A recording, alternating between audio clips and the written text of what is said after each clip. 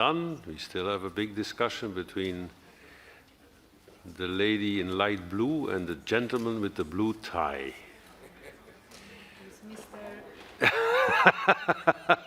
Don't worry, don't worry. I'm going to throw anything at you. I mean, don't worry. No problem. Okay, the sitting is open. The next item on the agenda is the continuation on the debate on the report titled The Assembly's Vision on the Strategic Priorities of the Council. Now, we concluded this debate this morning, so we will only deal with the amendments. We have to finish going through the amendments by 2:30, because then we will have Mr. Gurria and another report. Now, the Committee on Political Affairs and Democracy has presented a draft resolution to which 15 amendments, 1 sub-amendment and 1 oral amendment have been tabled, and a draft recommendation to which no amendments have been tabled. So there's only amendments on the resolution, not on the recommendation. The amendments will be taken in the order in which they appear in the compendium. I remind you that speeches on amendments are limited to 1 minute. We will start with consideration of the draft resolution, and then we will consider the draft recommendation. First of all, we've got the rejection of amendments in committee by a 2/3 majority. So under Rule 34.12, which is introduced by Resolution 2350, any amendment which has been rejected by the committee seized for report by a 2/3 majority of the votes cast shall not be put to the vote in the plenary and shall be declared as definitively rejected unless 10 or more members of the Assembly object. I understand that the chairperson of the Committee on Political Affairs and Democracy wishes to propose to the Assembly that amendments numbers 13, 4, 3, 14, 15, 5, 6, 8, 7, and 9 to the draft resolution, which were rejected by the committee with a 2/3 majority, be declared as rejected. I gather that's correct, Mr. Chair? It is? Okay. As nobody objects, or maybe if someone objects, given it's a 2/3 rejection, I don't see any, then amendments 13, 4, 3, 14, 15, 5, 6, 8, 7, and 9 are rejected. Then we come to amendment number 12. Is that correct, Secretary General? Yes. Okay. You have to guide me a little bit. Amendment number 12, I call on Mr. Goncharenko to support amendment number 12. You have 1 minute, Mr. Goncharenko. Thank you. Dear colleagues, first of all, I would like to say sorry for being emotional. And I think you can all understand it if you will think that each day Ukrainian soldiers are killed and we are under extremely big pressure now. So I was never aware of the rule that we cannot show national flags. And yesterday, one of our colleagues showed photos during debates and nobody interrupted him. So I was not aware of this rule and sorry for this. About amendment, it's extremely important because if we're speaking about Council of Europe, the main thing here, one of the main things, is to support peace. And this amendment is about territorial integrity of member states and that we need peaceful resolution of conflicts in the member states of Council of Europe. I think that is very important. And the situation when there is no any one word now in the report about this, I think it's not right. So I would like everybody ask for support on this amendment. I think it's extremely important and according to the values of Council of Europe. Thank you. Thank you. Does anyone wish to speak against the amendment? Mr. Rapporteur.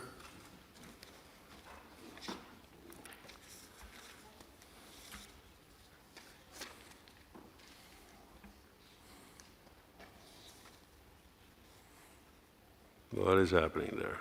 Is there any mic open somewhere? Thank you very much, Mr. President. As I said yesterday in the committee, this report focuses on the strategic priorities. And of course, in the beginning of the report, it is indicated that the statute is to be followed each and every day of our existence, and that includes territorial integrity and to solve problems with peaceful means. So this is not adding something to our resolution, and therefore the committee followed me in not accepting this this amendment. Thank you very much. Thank you. I understand the committee rejected the amendment, Mr. Chair. I shall now put the amendment to the vote. Members present in the chamber should use the hemicycle voting system. So those of you here, please use the system using your card. And members participating remotely should vote using the remote voting system. The vote in the hemicycle and via remote voting is now open. Are we okay with that? The vote is open.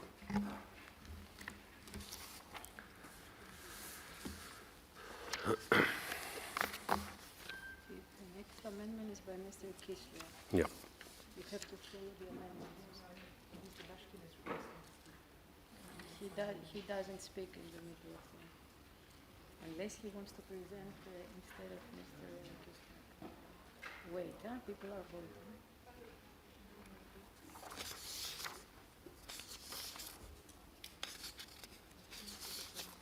Okay, we can close the vote. Vote is closed. Result, please.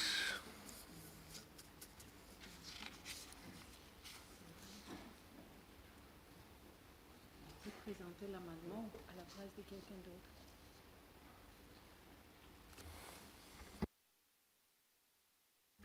In favor, 53 against, 11 abstentions, so the amendment is not carried. We now go to amendment number 1. I call on Mr. Kislyak to support amendment number 1. Is Mr. Kislyak online?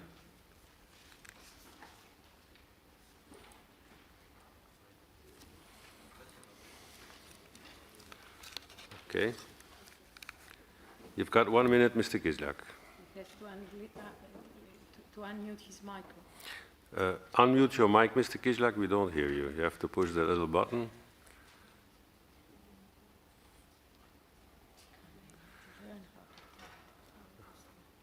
Oops. No, you pushed the wrong button. Apparently, request the floor again, please, and then push the right button. Okay. Please. Okay, Mr. Kislyak, push the right button to unmute, please. It's like a small mic somewhere on your screen. No, don't. Someone is coming to help you. Just give it a second.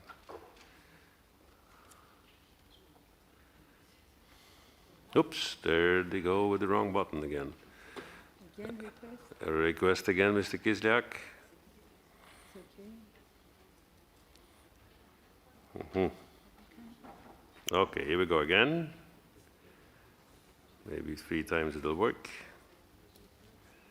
No, oopsie. I don't know what's happening there.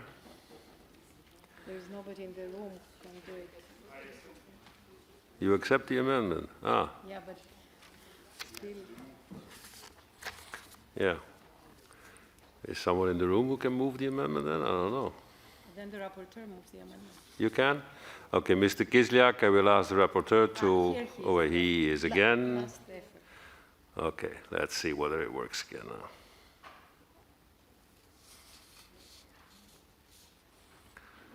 Huh. Seems like someone is hacking in Russia this time. Huh? That was a joke, Mr. Kislyak. Don't get it wrong.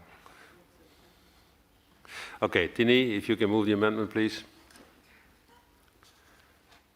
Mr. President, I would like to move the amendment formally, and I accepted it in the committee. Thank you very much. Chair, the committee. The committee accepted it, so I shall now put the amendment to the vote. Members present in the chamber, as you know, you use the system here. Members remotely use your remote voting system. So, Mr. Kislyak, your amendment has been forwarded by the rapporteur. The vote is open.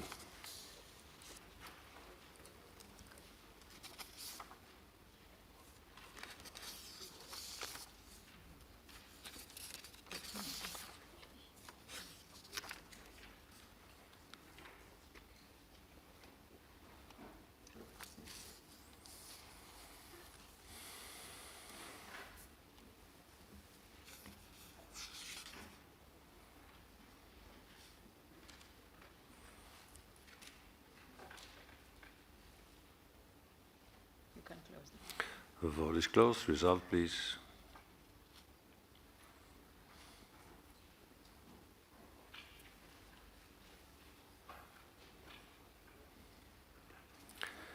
73 in favor, 21 against, 12 abstentions, so the amendment is carried. We now come to amendment number 13. I'll call on Mr. Koncharenko to support amendment number 13. You have 1 minute. This is gone? Yeah. Ah, no, it's gone. It's gone. Yeah, it's gone. So which one do I have to take there? Because Amendment number 10. okay, I have to go through it. I do apologize, I didn't have it. Okay, we've got now amendment number 10. I call on Mr. Leite Ramos to support amendment number 10. You have 1 minute. Where is our colleague?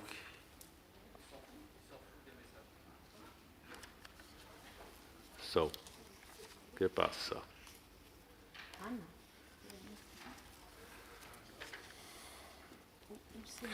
Okay, we'll move in the same fashion because otherwise we will be using time. Okay, Tini, if you could just take the floor and move it. Thank you very much, Mr. President. I also moved this amendment formally, and I accepted it wholeheartedly in the committee. Mr. Chair, did the committee accept it? In favor with the large majority. Thank you. Then we will vote now on the amendment. Is the vote okay? The vote is open.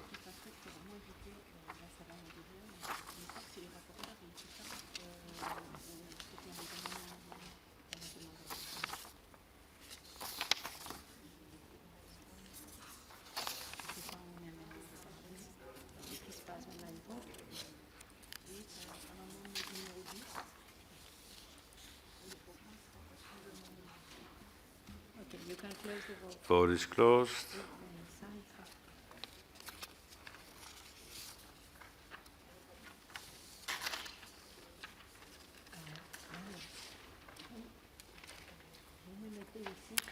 (103 in favor, 6 against, 8 exceptions, so the amendment number 10 is carried. We now come to amendment 2.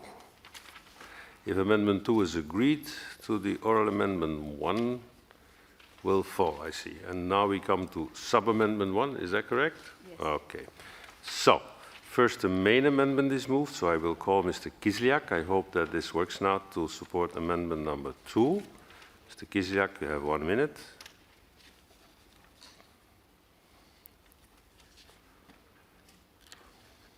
Господин председатель, надеюсь, сейчас вы меня слышите. Yeah, perfect. Go ahead, you've got 1 minute. Спасибо большое. Господин председатель, в целях экономии времени наших коллег, я хотел бы не настаивать на голосовании по этой поправке, при том понимании, что поправка, которую впоследствии внес господин Кокс, будет включена в пункт 12. Спасибо.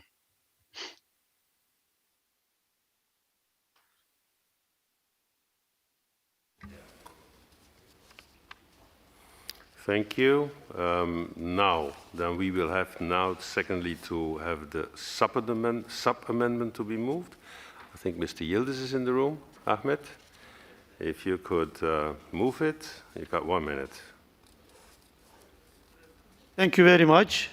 Indeed, this Islamophobia was forgotten to be written among the causes of severe discrimination, and I urged it to be added, and the rapporteur, Tini Cox, thankfully rephrased the paragraph accordingly. Maybe he can take the floor to explain it. Thank you. Okay, does anyone now wish to speak against the sub-amendment because I have to follow it? No, I get it.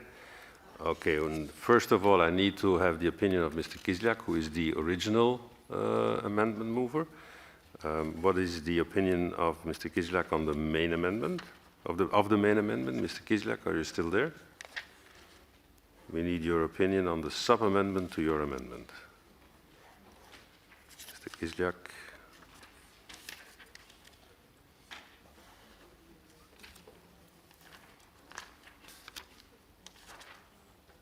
Господин председатель, мне не хотелось бы затягивать дискуссию, но я скажу, что мы готовы не настаивать на голосовании по всему пункту 12 нашей поправки.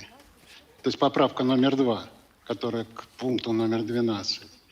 При том понимании, что будет добавлено сюда Да, поправка господина Кокса, которую он в комитете внес, после того, как эта поправка наша, номер 2, была снята. И там, по-моему, решен и вопрос, который поднимают наши турецкие друзья. Спасибо.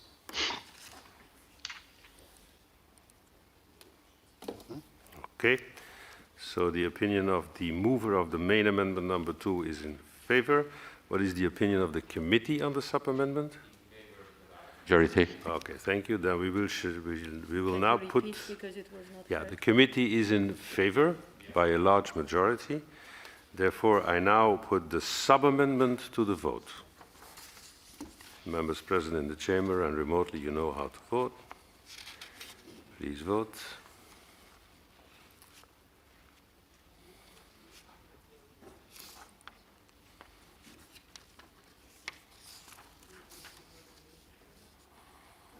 Vote is... Are we there, Despina? You can close it. Vote is closed.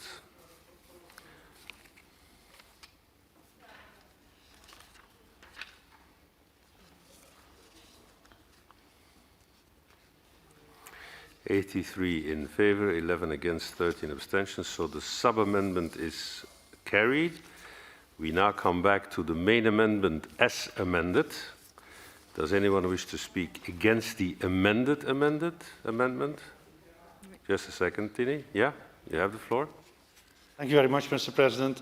Although I understand the mover of the amendment and I accept it as a sub-amendment, this amendment skips the reference to main conventions such as the Istanbul Convention out of our resolution. So that's why I advise the committee not to accept this, and later I will present an oral amendment which will solve the issue. I think that everybody would agree with that. So please vote. I'm not in favor of this amendment, but for an oral amendment later. Thank you. Okay, what is the opinion of the committee, Chair? Majority. Against with the large majority. Against. Against. Okay, so just to be clear, the committee is against the amended amendment. Okay? And we have the information of the rapporteur who explains that he will, to a certain extent, address the issue later on. But of course, to be seen. Okay, so we now put the amendment to the vote. Just to be clear, we had an original amendment. It has been amended. And the amendment as it stands now is to the vote, and the committee and the rapporteur are against. Vote is open.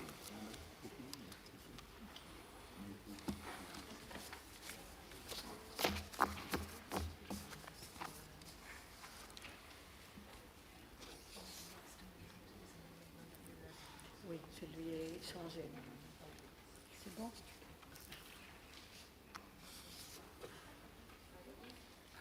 Encore un peu?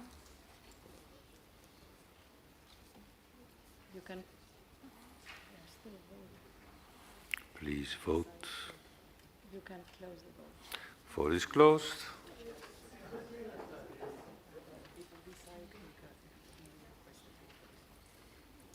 Mrs. Berke will... So, 35 in favor, 71 against, 16 abstentions. So the amendment as amended is not carried. And then we come to the oral amendment number 1, which has been announced by the rapporteur. I received one. It reads as follows: in draft resolution, paragraph 12, delete the second sentence and replace with, quote, it must continue to champion equality and eliminate discrimination based on racism, anti-Semitism, neo-Nazism, xenophobia, Islamophobia, or any other basis. I accept the oral amendment on the grounds of promoting clarity, accuracy, and conciliation, basically, because that's what it is in this case.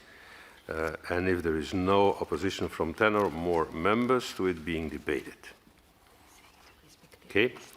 In my opinion, the oral amendment meets the criteria of Rule 34(7)(a). Good. Does anyone object to the oral amendment be debated? No. We've seen that. So I call Mr. Cox to support the oral amendment, please. Thank you, Mr. President. This is indeed, as you said, in the indicator of conciliation. I take into account what was said by our colleagues from the Russian delegation and of the Turkish delegation, and the oral amendment meets all this, and I think that it would be wise that the Assembly accepts this. Thank you very much. Thank you. Does anyone wish to speak against the oral amendment as explained by the rapporteur? I don't see anyone. I get it, the committee is... No, I've got someone asking for the floor. You've got the floor. Speaking against. Dear Mr. President, I'm not against. Just for future, we need to clarify what Islamophobia means. Because we are talking, we know what is Nazism, we know what is anti-Semitism and neo-fascism, but I think sometimes we mix Islamophobia with terrorismophobia.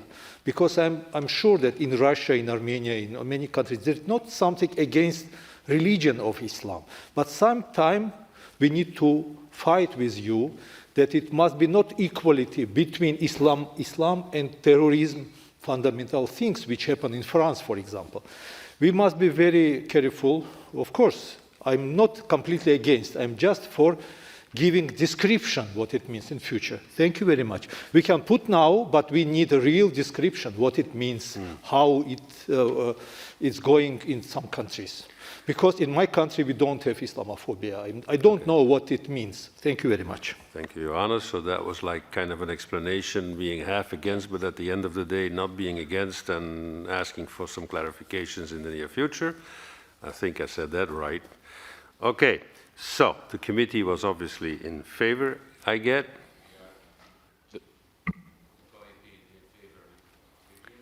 Yeah, no. Okay, the committee was in favor with the large majority. Thank you. Okay, committee supported the oral amendment with a large majority. I shall now put to the vote the oral amendment.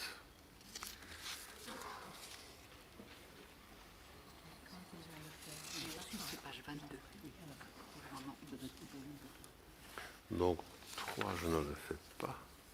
14, je ne le fais pas.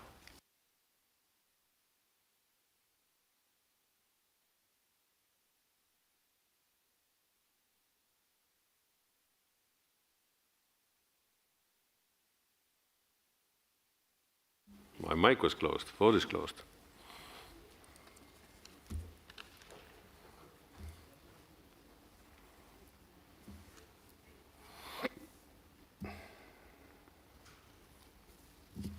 Whoops. That was quick.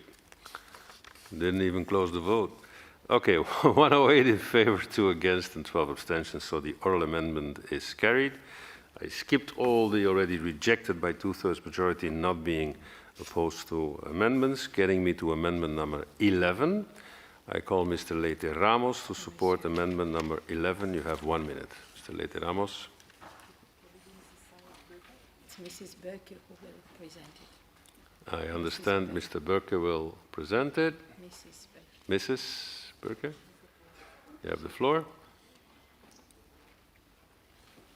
We'd like to propose that we change paragraph 24, where we acknowledge that PACE is not only promoting our key conventions, but also ensures effective implementation. And it's not only PACE, but we also add the role for local and regional authorities, as well as the Conference of International Non-Governmental Organizations as complementary key partners in the Council's strategic priorities. Thank you, Céline. Does anyone wishes to speak against the amendment? I don't see any. I get that the committee accepted the amendment, Mr. Chair.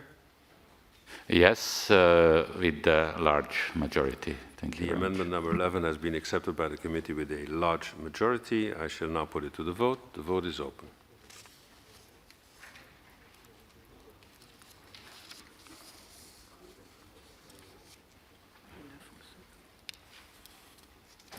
Le 9 tombe. Ok, donc on a tous les...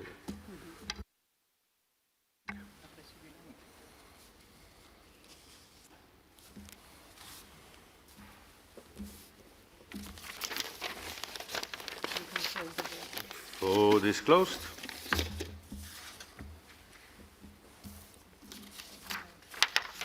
Result, please. 108 in favor, 11 against, 13 abstentions, so the amendment is carried. Okay. We will now proceed to the vote on the draft resolution contained in document 15252, as we amended it, by amendments and including the oral amendment. We require a simple majority in this case. Members present in the chamber, you use your system here. Remotely, you use your system on your screen. The vote on the resolution, and I recall simple majority, is open.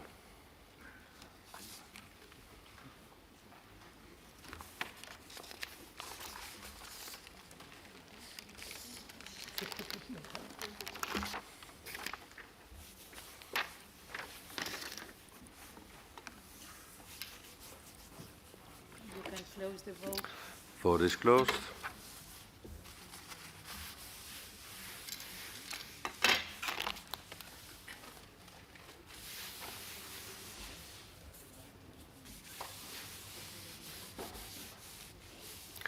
(112 in favor, 1 against, and 25 abstentions. So the resolution is largely accepted. We now come to the draft recommendation.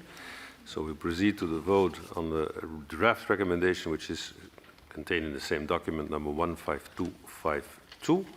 I recall that 2/3 majority is required, counting only affirmative and negative votes. So abstentions do not count in this case. The vote is open.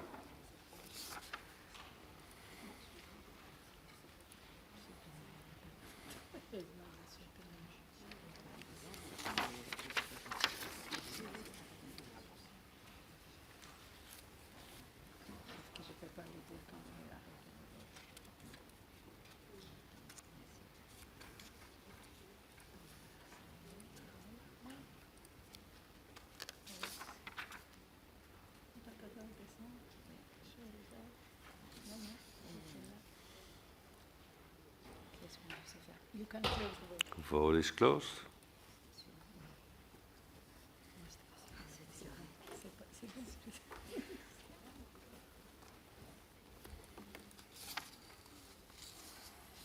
(107 in favor, 1 against, 28 abstentions who do not count. So I'm sorry, Tini, it is not unanimous. You lack one. Let's find the one. Huh? Okay, good. It acquired a 2/3 majority, so the recommendation is accepted. Madam Secretary General, as you see, we did our job from our side, and we will happily convey this to you as a recommendation in order to continue the good cooperation that we have between the Assembly, the Committee of Ministers, and yourself. We have the results on the election of the judges, please. What is this?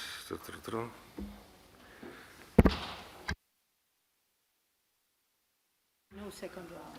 Okay, so now I can give you the results on the voting on the Belgian judge. I can announce that the vote is final. Results are the following. Members voting in total 262. Spoiled or blank ballots 4, which means votes cast 258. In order to have an absolute majority, you need 130 votes. The votes were cast as followed, in alphabetical order. Ms. Maite de Rue, 81. Mr. Frédéric Krensch, 148. Ms. Sylvie Sarolea, 29. So, Mr. Frédéric Krensch, having obtained an absolute majority of votes cast, is elected judge of the European Court of Human Rights for a term of office of 9 years, which shall commence on 13 September 2021. Voilà. The next item on the agenda is questions to our Secretary General. I remind the Assembly that questions must be limited to 1 minute. Please, colleagues, do not make political statements and have it really in terms of questions. I see that our Secretary General is heading down in order to be confronted with all of your questions. May I have the question list? Whoops. We have, if I get it right, half an hour, Madam Secretary General? Exactly. Okay, so half an hour probably, Madam Secretary General, we won't be able to have all of them.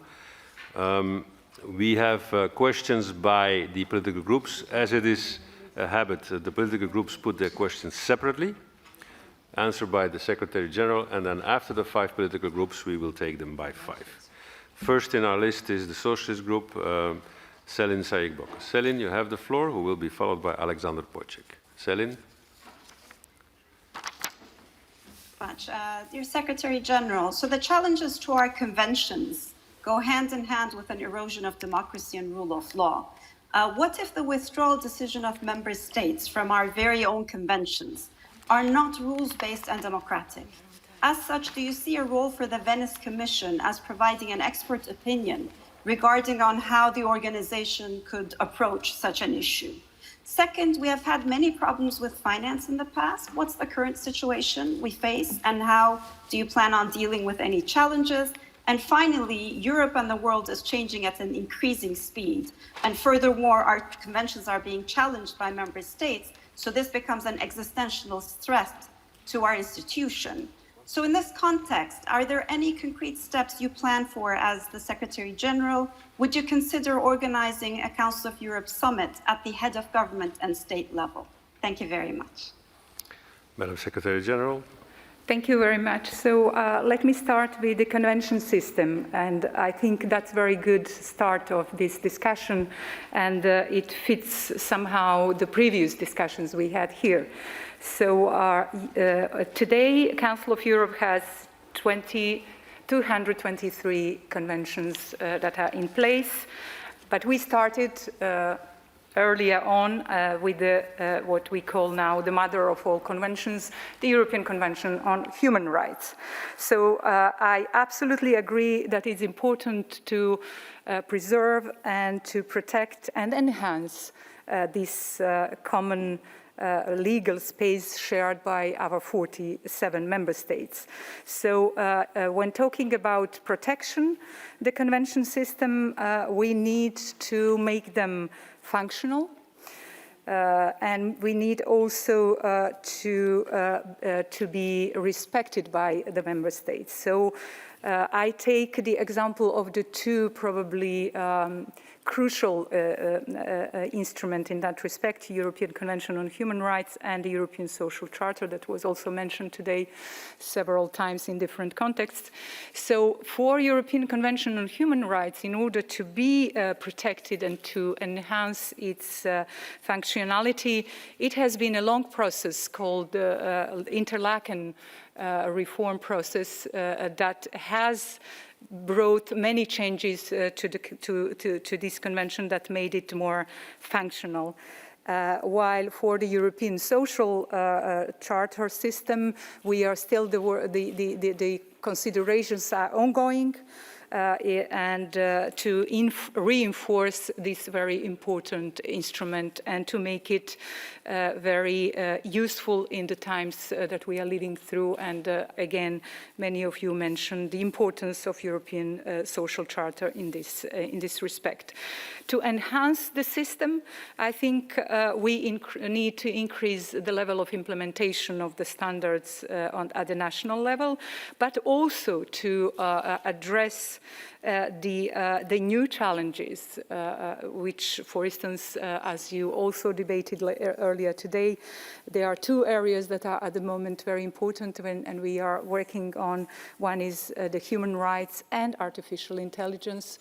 Although you might not immediately see such an importance, it is huge, it is important. Other organizations have also started to work on that, and our mandate is to respond to the mandate linked with how to develop artificial intelligence, how make it useful for the humanity and our citizens, but at the same time preserve the human rights. And in what concerns the other, which is environmental issues and human rights, that has also been very important, and I think also was debated here. Now, do we need to seize the Venice Commission to have opinion on some issues?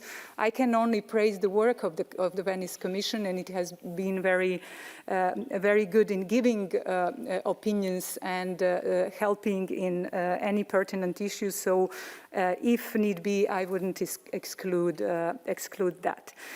For the second question you asked for the financing, I think it's also very appropriate at this moment to discuss that. We all know that in the past, Council of Europe has been passing through a very severe financial crisis, and that was resolved by starting again with the so-called zero real growth policy, and the system somehow finances of the organization have been stabilized. But when I say stabilized, and I had and will have also a discussion because also the Parliamentary Assembly is concerned, when you say zero real growth, you might think there is a growth in the finances available. However, this means only adjusting the numbers, the finances to the inflation at hand. So actually, what I am concerned at the moment, that at this very difficult time where we are still going through our sanitary crisis, but sanitary crisis that already showed to have an impact on economic and social life in our member states, and at the same time also showed that at these difficult times, our mandate proved to be crucial for preserving in these difficult times human rights, democracy, and the rule of law. So apparently there is a need to continue working, to continue having stabilized budget, but at the same time, it is for our member states, of course, to decide how they go about it. So my proposal, I just started according to the line which is prescribed by the regulation. I started my talks with the Deputies Committee of Ministers, and I proposed this. The same to apply for next biennium 2022-2023. But of course, this is only the beginning of the discussion, and let's see how we will go about it. My firm conviction is that we need stabilized budget if we want to have a good answer, an adequate answer on the level of all our bodies within our system to the challenges that are posed. Let me say with that, because whenever we discuss the budget at the deputies, it's always linked with the reforms, and let me reassure you that this organization has been going through the reforms, but my deep conviction was that we need to continue to do reforms and organize our work better in this organization. Also, there is a people strategy. Our regulation, staff regulation, is dated 30 years back, so apparently in many ways needs to be modernized and to answer the challenges of the day, just to mention one, but there are others. So when talking about stabilized budget, we also talked about continued reforms. And in that respect, related to your previous debate, in my strategic framework, one part of my proposal how to stabilize the financing situation and coherence of our work here was to propose, because what we have now is biannual budgeting and biannual priorities. So I propose that we move on to 4 years programming, so to have a little bit more further fledged ideas what we should do in next 4 years. However, for the time being, and that is my feeling that for the member states at this moment is still important to keep on biannual basis the budgetary side. So again, this is a matter of discussion with the Committee of Ministers, but I believe that this 4-year programming, if accepted, would certainly add to stabilize financing of this organization. And finally, on the issue of summit, I know that there was a resolution in this assembly calling for having a summit as soon as possible, because the last one was a long ago. And my answer to that, it is not the first time that I've been asked that by parliamentarians, is I think we need to have a good occasion to have a summit, because to gather 47 heads of states and governments, we need a big important message to deliver. And today, again, one of the issues that was raised was the accession of the European Union to the European Convention on Human Rights. which is also their legal obligation under the Lisbon Treaty, but is now this process of negotiations between European Union and the Council of Europe started in the format of what we call 47+. We had already four discussion rounds. It has been impeded a bit by the pandemic, but I think it is important this time really to go ahead with that. So if this would be one of the deliverables in some time ahead of us, probably that would be a good occasion to have a summit. Thank you. We now move to the second question from the political groups by its group's leader, EPP, Alexander Pejcinovic, who will be followed by Petra Steen. And Alex, you've got the floor, 1 minute.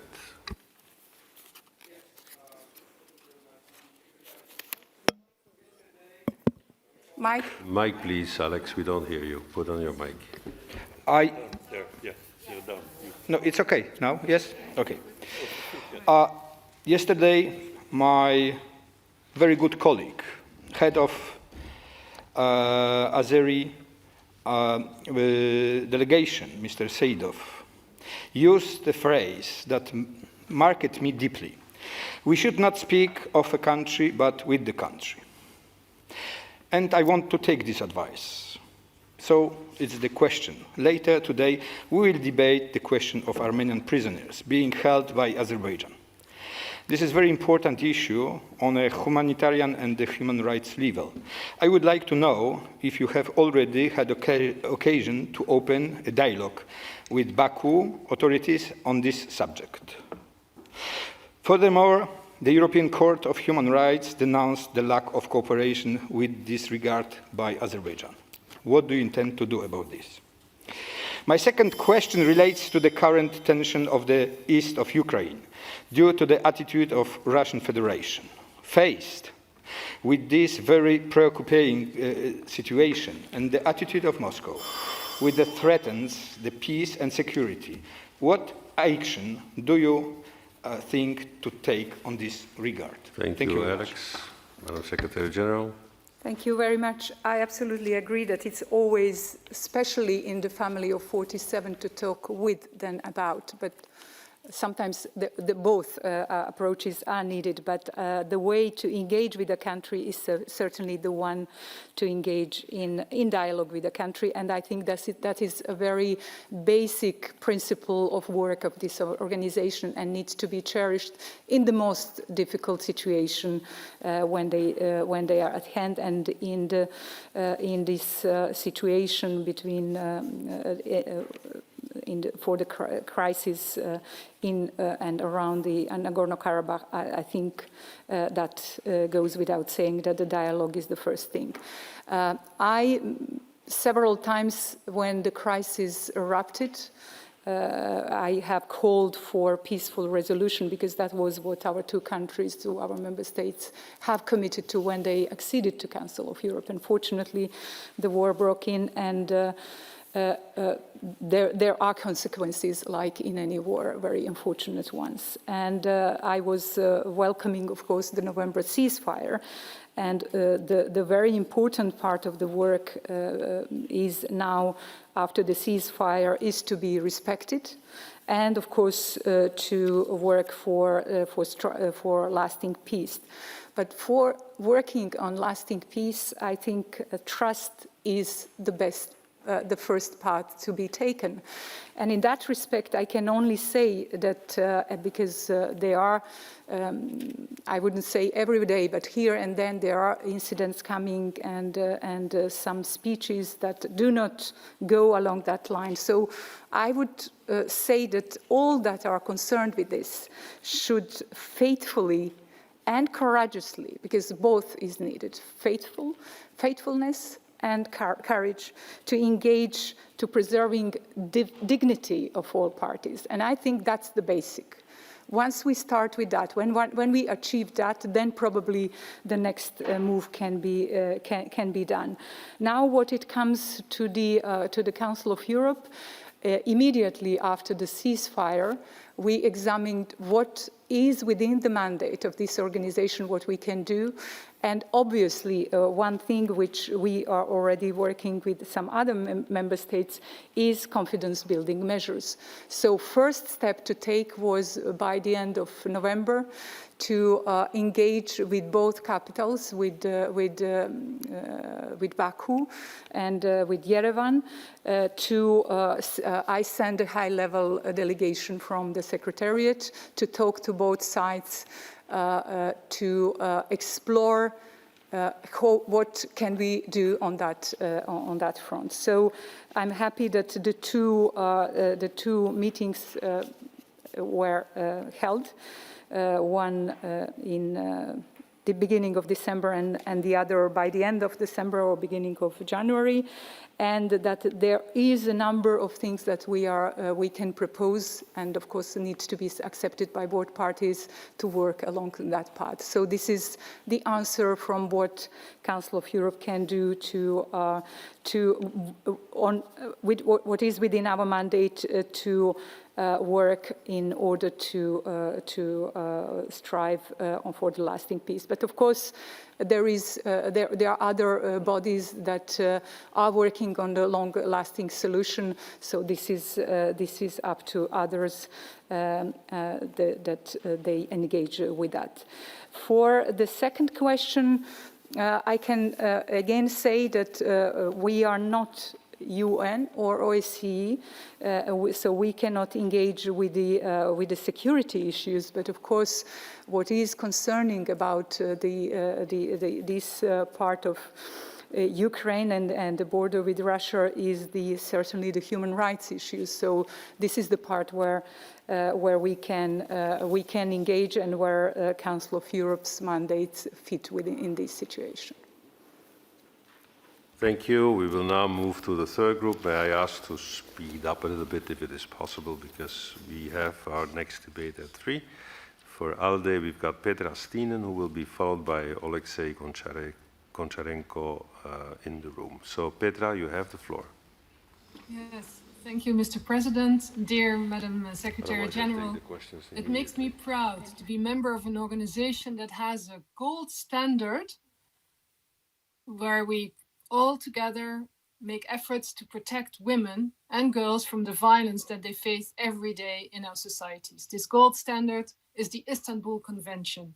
And what a beautiful name it is. Indeed, that beautiful city where even Turkey signed the convention 10 years ago. But it's clear to all of us that some member states of the Council of Europe, politicians, opinion leaders, journalists, activists are attacking this Istanbul Convention on the basis of misinformation of the intentions behind the Istanbul Convention. So, Madam Secretary General, how will you make sure that this important convention will not become part of a proxy fight between, on the one hand, the conservative forces in our society, and on the other hand, progressive forces, and so how can you make sure that this Istanbul Convention remains the best way to ensure that our governments, but also our people, support and establish policies to prevent and protect women from violence and prosecute the perpetrators? Thank you. Madam Secretary General, I will take the two other groups' questions first, because we are running into a bit of a time squeeze. So, Mr. Goncharenko, on behalf of EC, you've got the floor, 1 minute. Thank you. Madam Secretary General, the question is next. In 1949, this organization was created after the Second World War, Great War. And one of the aims was to prevent wars in Europe. Now we are very close for a new big war. More than 150,000 Russian troops are on Ukrainian borders.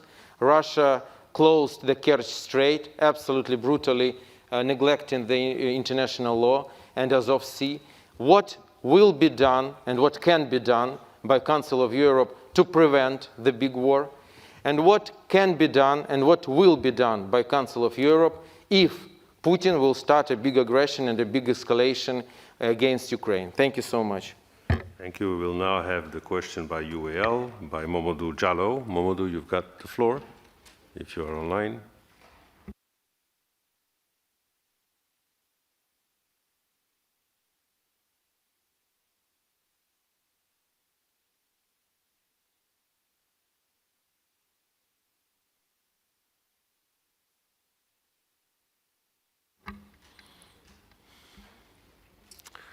Mr. President. Voilà, Mamadou, you've got the floor.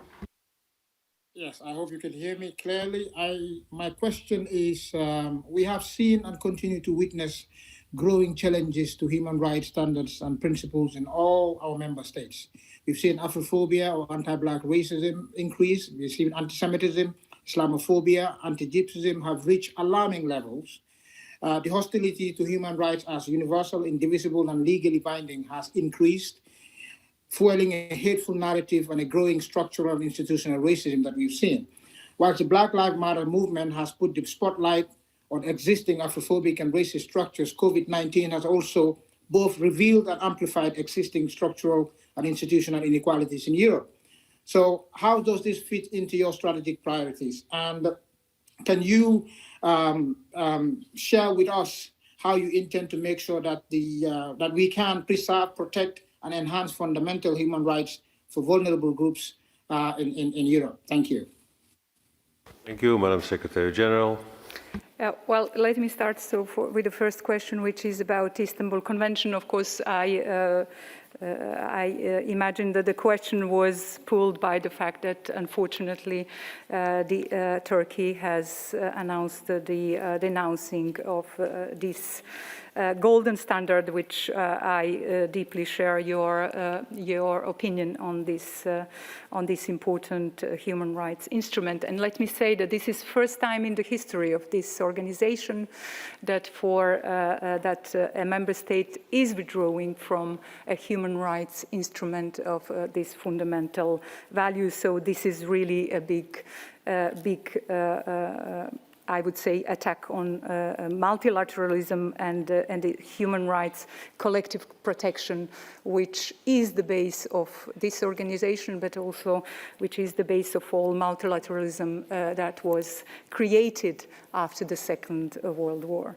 So to answer your question, what we can do, because there are those who are attacking based on misinformation and to avoid the proxy fight. Of course, from the Council of Europe side, we intend to expand the circle of those who are committed to the treaty. We have two states outside of outside of Europe who have asked for membership in the Istanbul Convention, and we have some member states that are along the way of ratifying it. So certainly that will give a new boost to the treaty. What I think it's important is to develop and promote positive and honest narrative on what is this convention about. And it is about and only about violence against women and domestic violence, which is, and I think that was also mentioned several times during even this session, this is a violation of human rights in a very, very negative way. And having in mind not only with the COVID, but COVID exacerbated the situation for women and raised the numbers of women who are suffering of domestic violence. Certainly, this is a big problem, not only in Europe, but around the world.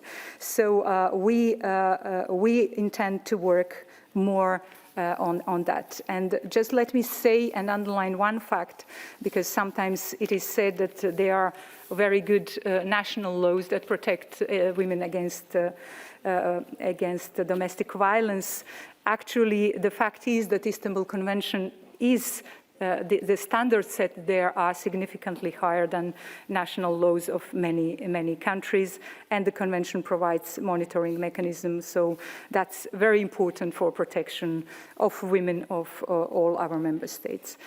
The Council of Europe will certainly be more vocal on working against misconception, and I will here just call and finish with this. Armenian government asked Venice Commission on constitutionality of Istanbul Convention with the Constitution of Armenia. The Venice Commission, because of the question you asked, because this is the issue that is also raised in some other countries, gave a very good answer, very detailed answer that can be used not only by Armenia once it decides to go on ratification, but by any other member states who have signed or who have and wants to ratify, to answer all the questions that might raise from there. It's a very good document and it should be used more. Now to the issue for how to, again, I think very similar question from what I answered to Mr. Potier. So what to do with, to help Ukraine, and the fact that there are at the borders more military effective from Russian side. Council of Europe is not part of the Minsk process, but fully supports implementation of the Minsk agreements and all diplomatic efforts to de-escalate tensions. So actually, we are not directly involved in peaceful settlement of the conflict, but we are concerned by the humanitarian and human rights aspect. And of course, there are very clear legal obligations on member states, on all member states, to ensure that every individual's human rights are respected. But let me finish saying that the Council of Europe fully supports Ukrainian sovereignty and territorial integrity and will do so in the future. Now to the question of all sorts of discrimination and the action on the side of the Council of Europe, but probably this time more putting a light on the racism that was put in light more in Europe after the tragic death of George Floyd in the US. And it is indeed felt to be deeply rooted in the institutions that there is something about systemic racism, and ECRI, our European Convention on against racism and intolerance, has last September issued a statement on racial profiling and systemic racism. So, and let me underline that European Convention on Human Rights in its Article 14 is clearly prohibiting discrimination on grounds of race. So that is a very foundation on which all our action is inspired by, and a number of other bodies within our system, like a newly formed steering committee on against discrimination and intolerance, is strengthening the intergovernmental work in that area. Now, to show how determined we are to work across our organization on that, just these days we had online dialogue between leading sport figures, because sports in football matches, there is always an arena for a lot of anti-discrimination, for discriminatory speech. So our Deputy Secretary General, French Minister, Sports Minister, ECRI Chair, Dutch football player, Clarence Zedorf, and some others worked on that. So I think discussing and addressing racism, is homophobia, and of course other manifestation of hate speech, is very important, not only in football matches, but elsewhere as well. So we are very much committed to work and continue and enlarge our work on anti-discrimination.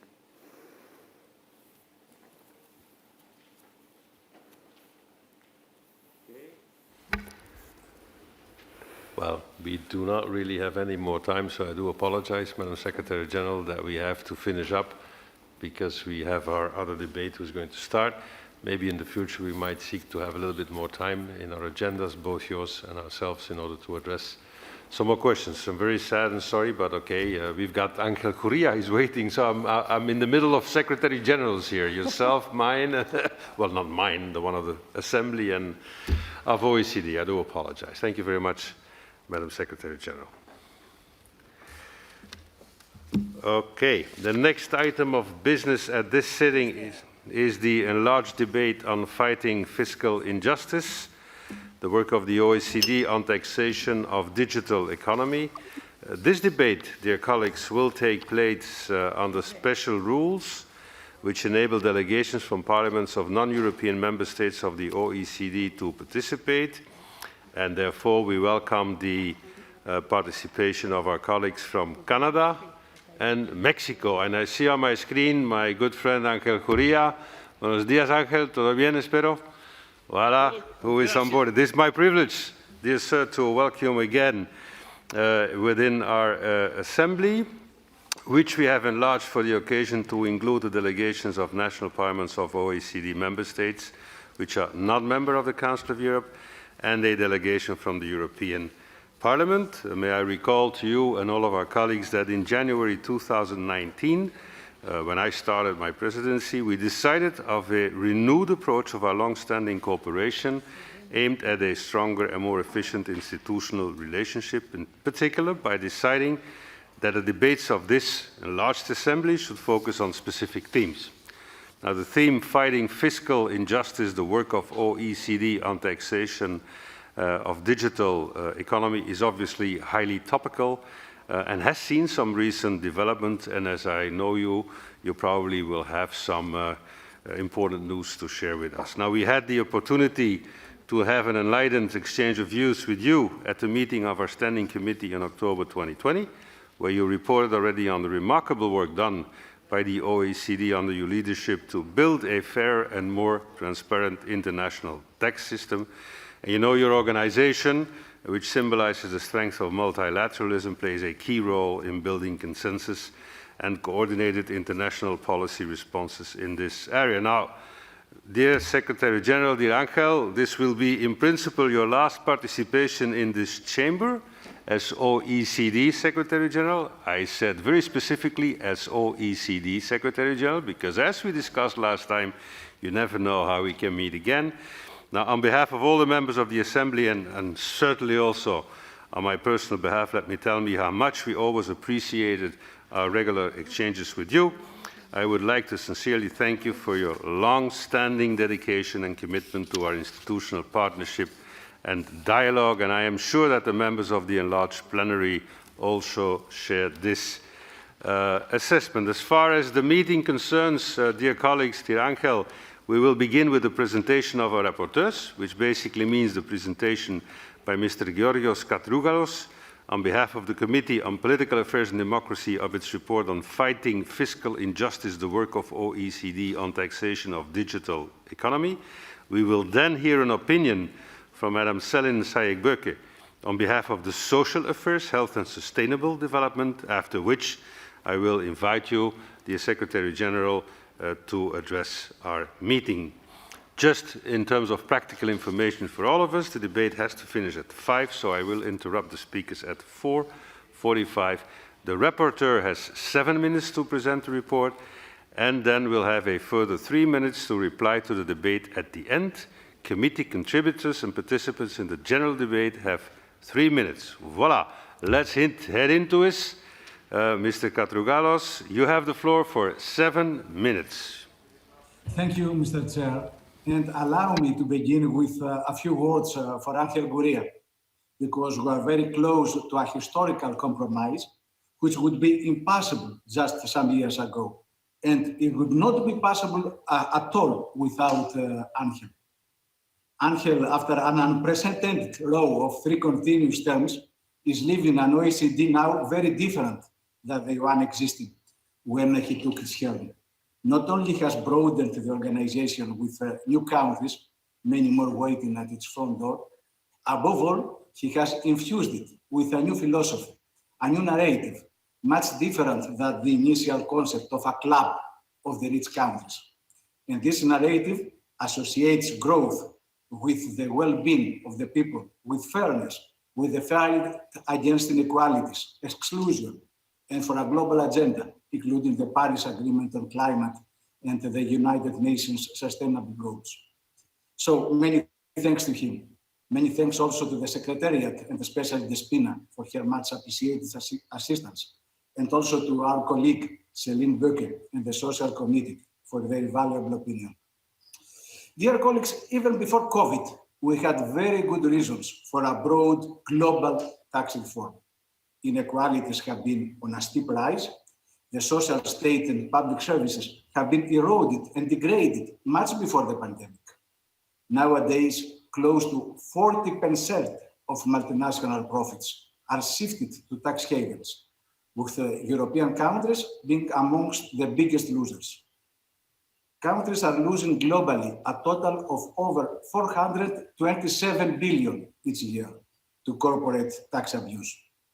And the digitization of the economy and the rise of the tech giants, the notorious GAFA, Google, Amazon, Facebook, Apple, has exacerbated the situation through aggressive tax planning, tax avoidance, and artificial profit shifting practices.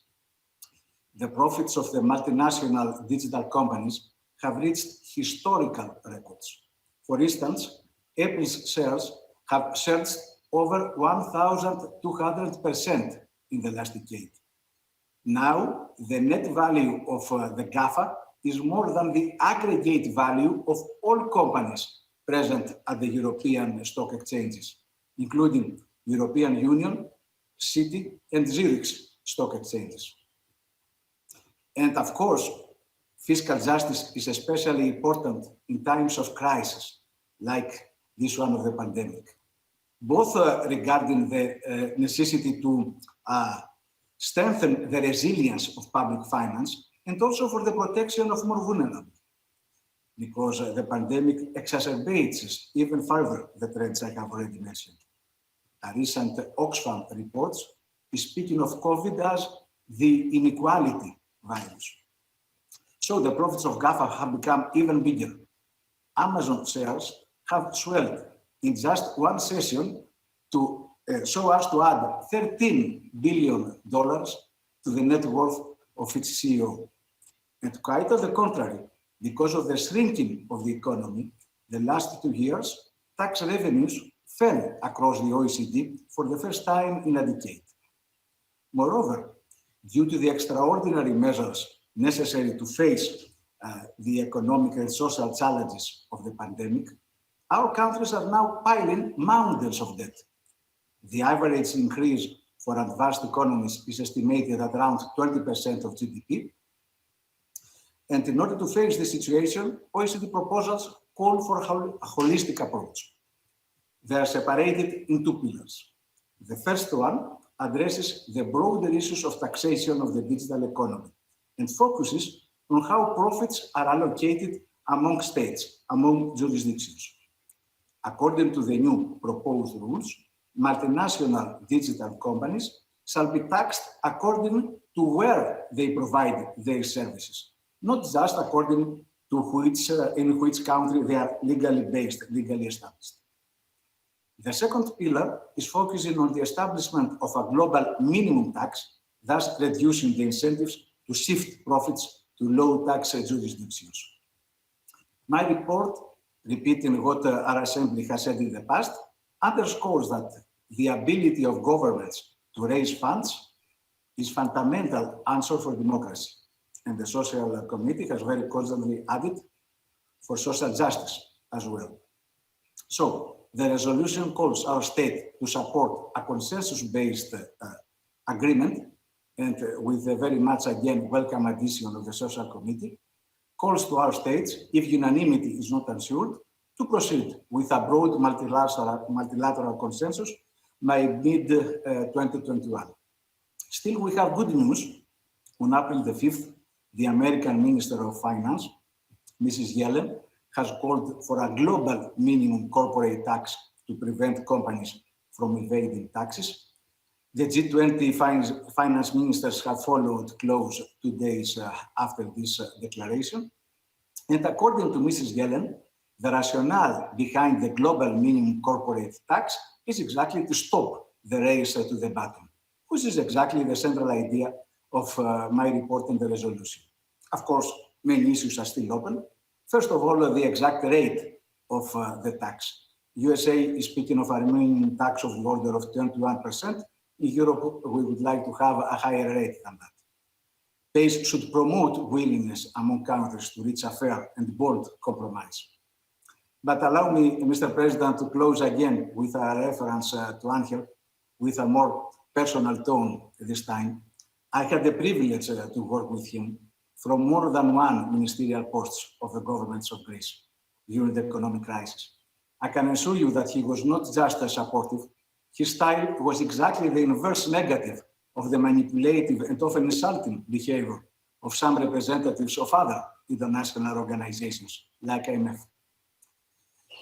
Angel is leaving OECD, but make no mistake, he is a force of nature, bigger than life. I'm sure that he will have the good luck, we have all the good luck to work again with him from other positions. Many thanks, Mr. President. And many thanks, dear Angel. Thank you. That was a good remark. Angel might be leaving, but he's not gone. I know that. Anyway, let's head on to now the opinion of the Committee on Social Affairs, Health and Sustainable Development, which will be delivered by Pejcinovic-Buric. You've got 3 minutes, Céline. You have the floor. Thank you very much, Mr. President. So firstly, as the rapporteur for opinion on the activities of OECD on behalf of the Committee on Social Affairs, I'd like to thank Mr. Katrougalos for his constructive approach in preparing this report on OECD's commendable work on digital taxation for the Political Affairs Committee. And also I'd like to thank the Political Affairs Committee for their unanimous support of most of our amendments. And I do share Mr. Katrougalos' kind and grateful words regarding Mr. Angel Gurria, and I do send my best regards as well. So the COVID pandemic has made the existing socioeconomic inequalities that much more visible and is even further deepening it. And this has enhanced the resentment regarding social and fiscal injustices across our geography and across the world.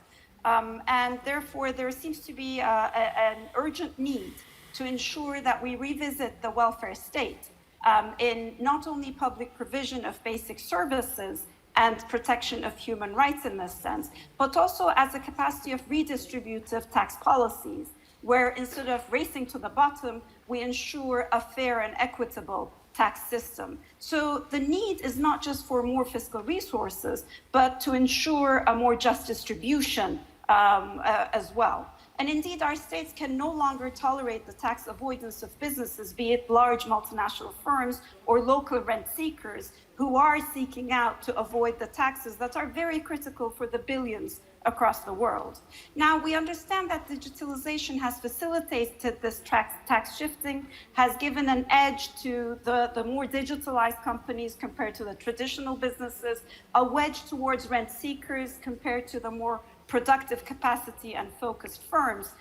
Therefore, adopting an international tax system at a digital age that will ensure a level playing field between these enterprises of productive forces rather than rent-seeking, and one that actually cares for social causes as well, is extremely critical. And we could call this a digital tax justice in a period where everything is becoming digitalized. And the OECD itself actually has put forth an economic assessment showing that closing this digital taxation loopholes through a multilateral and inclusive framework that the OECD has been rightfully pushing for could increase global corporate income taxes by $50 to $80 billion per year. This is immense and very valuable resources at a time where we need to ensure basic universal public service provision. So clearly our ultimate aim has to be keeping that multilateral framework, but if need be, without losing the multilateral focus, a piecemeal effort sequencing of the pillars could also be considered. And finally, tax transparency should be an integral part of any effort we take. As such, we care deeply for keeping a social justice focus together with fiscal justice, as well as ensuring climate justice and strengthening the multilateral framework. Thank you very much. Thank you, Céline. We now come to the address by Mr. Gurria, Secretary General of the Organization for Economic Cooperation and Development. Once again, the Angel, que sea la bienvenida. Let's hope that we will see each other some other day physically. Maybe a small tequila, I don't know. We'll see. But anyway, you do not have a time limit. I wouldn't dare to impose one on you. But please leave a little bit of space for our colleagues to put some questions. But still, we are very interested in hearing your address. So without any due delay, my good friend, you have the floor. So, dear friends, distinguished members of parliament, and dearest chair, dearest Georgios, and I have to say also, thank you very much for the good wishes of our opinion maker today, of Selin Sayek-Böke. Let me say that Georgios, he's a good friend of the OECD. He's the author of this year's report, the rapporteur. They've been working together and working also with us to prepare today's presentation. But I want to also pay a tribute to the Parliamentary Assembly of the Council of Europe and to this fruitful partnership. As you mentioned, this is the last time I will participate in the exercise as OECD Secretary General. And I have to say it's been a true pleasure and a privilege. And it has been fun also. So thank you for that. Moreover, in my time at the OECD, I've experienced the value of incorporating parliaments, incorporating legislatures, MPs, senators into the life of the organization. And you and your fellow legislators around the world have often been fundamental to advancing the OECD's mission of better policies for better lives. That's our motto. Indeed, we know parliamentarians in particular share with the OECD that important aim. Now, let me start with the global economic outlook. Global GDP fell by 3.5% during 2020. We project 5.6% growth this year. World output should return to pre-crisis levels by mid-2021. This is the global numbers. This projection crucially depends on the race between the vaccination rate and the spread of emerging variants of the virus. However, this recovery will be uneven across the globe. Many countries may need more time to return to pre-crisis levels. Governments must continue to provide fiscal support. They must actively use policy instruments to restore our economies, promote inclusive, resilient, sustainable growth. And let me discuss 3 ways in which we can build forward better beyond GDP. First, the recovery is an opportunity to make growth greener. Recent commitments by many countries to achieve carbon neutrality, or what is known today as net zero emissions by 2050, are encouraging. But we need a big fat tax on carbon. Around 60% of energy-related CO2 emissions from advanced and emerging economies are entirely unpriced.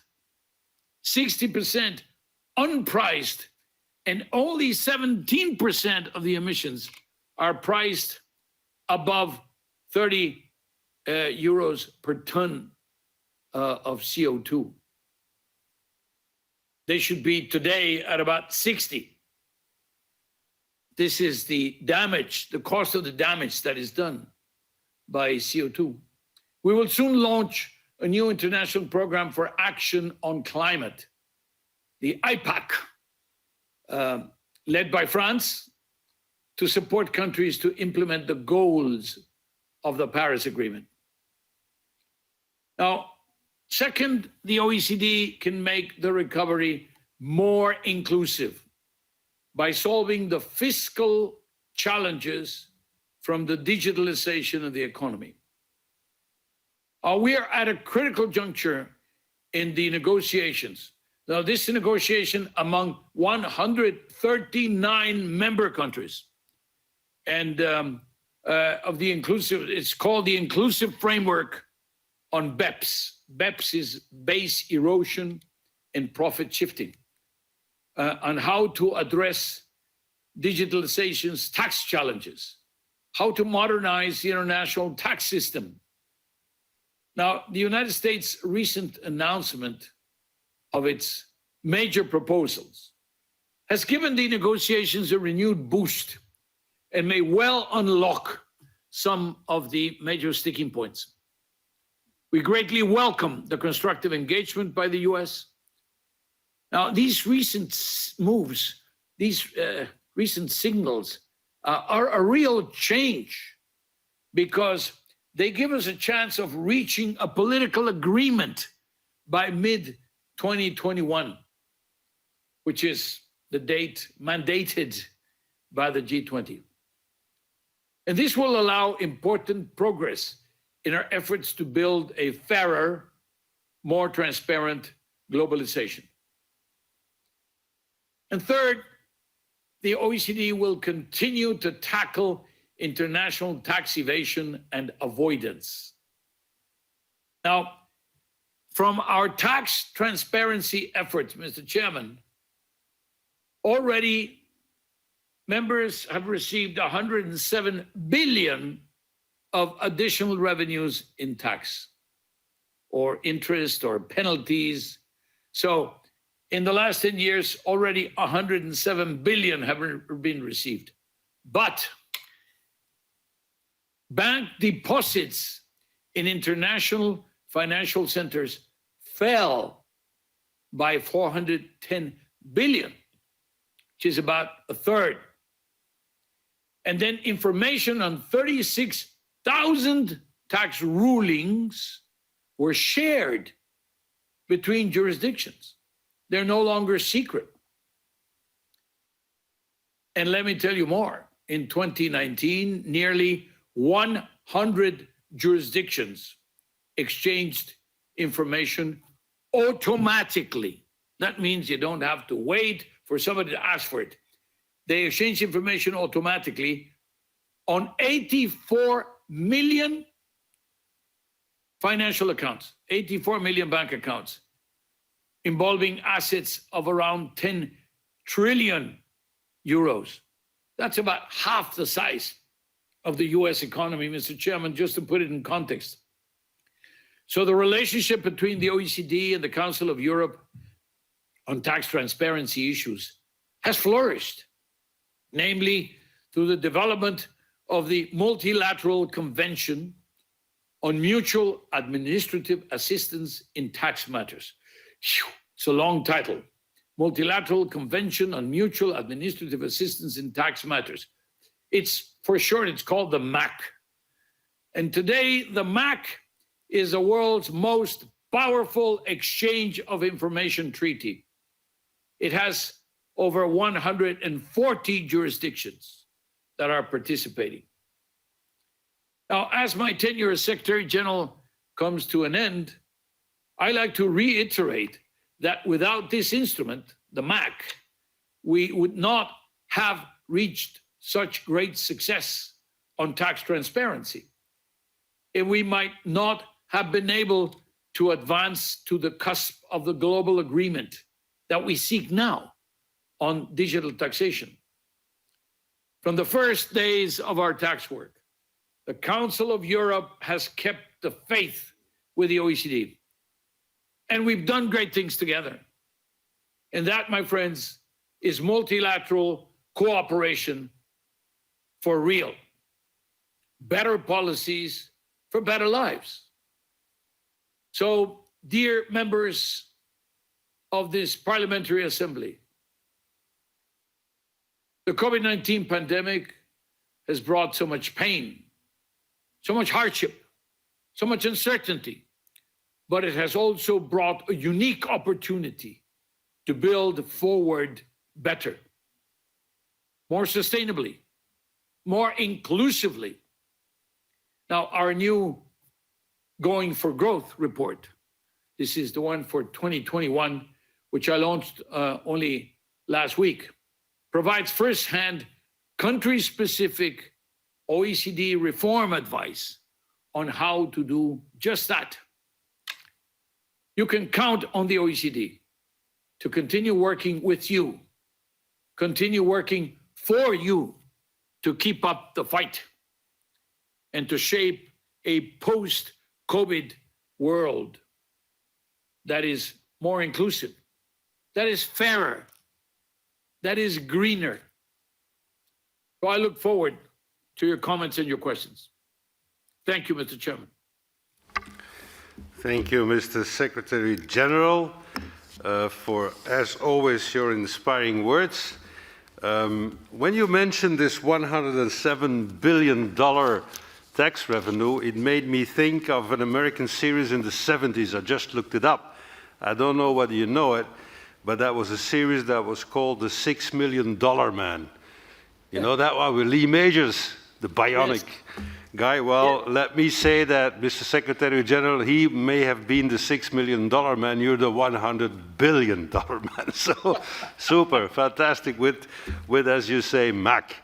Well, thank you for your address. We will certainly have the occasion of continued dialogue with you, and we will never lose contact. As you know, as you say, this is maybe your last appearance as Secretary General of OECD, but we certainly will not be strangers. Having said this, we now come to the list of speakers.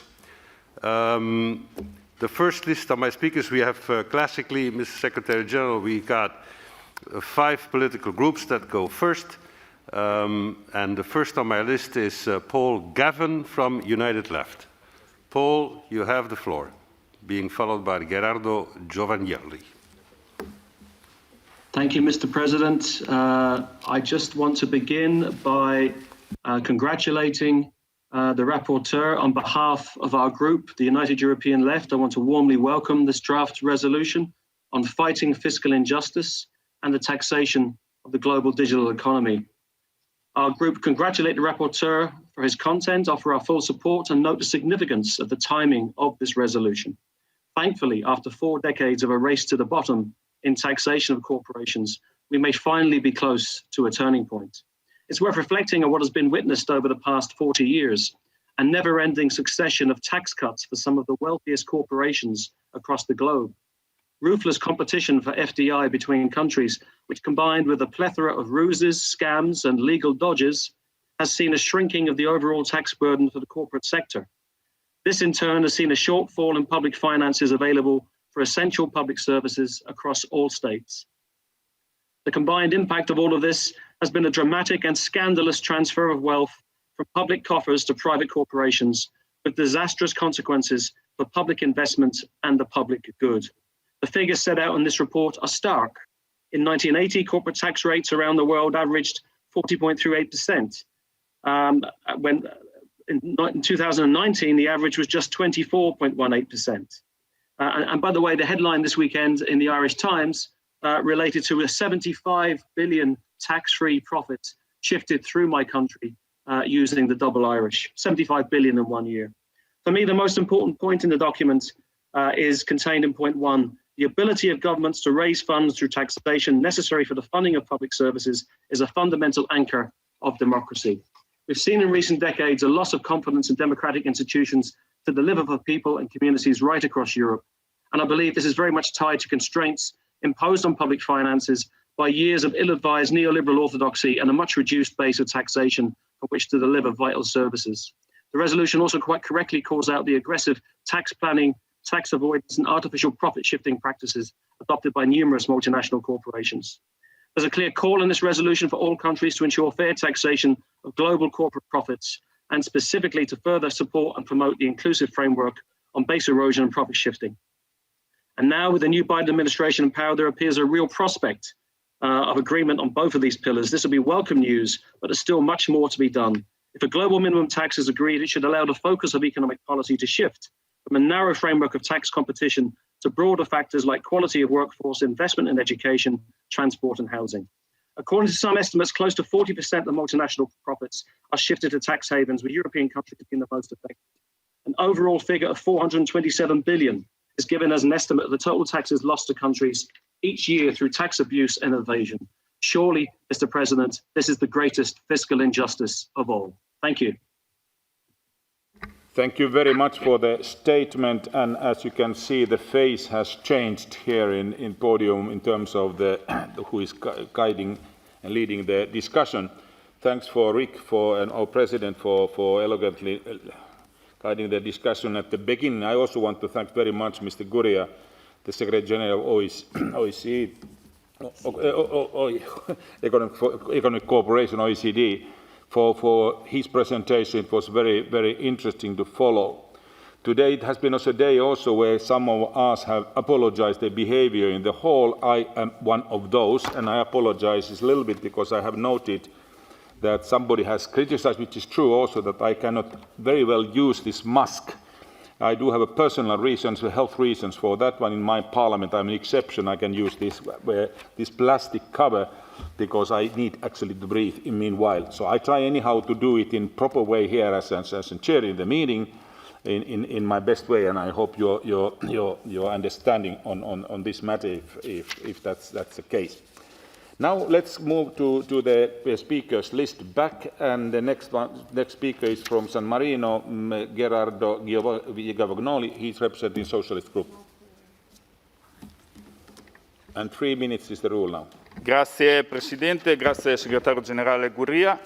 A nome del gruppo dei Socialisti e dei Democratici e dei Verdi sostengo le conclusioni e le proposte contenute nella relazione preparata dall'onorevole Katurkalos e le conclusioni del rapporteur Böke per la Commissione Affari Sociali. Il tema dell'ingiustizia fiscale, in particolare in riferimento all'economia del digitale, si impone in questo momento con grande forza, una forza accresciuta dalle conseguenze disastrose della pandemia Covid-19.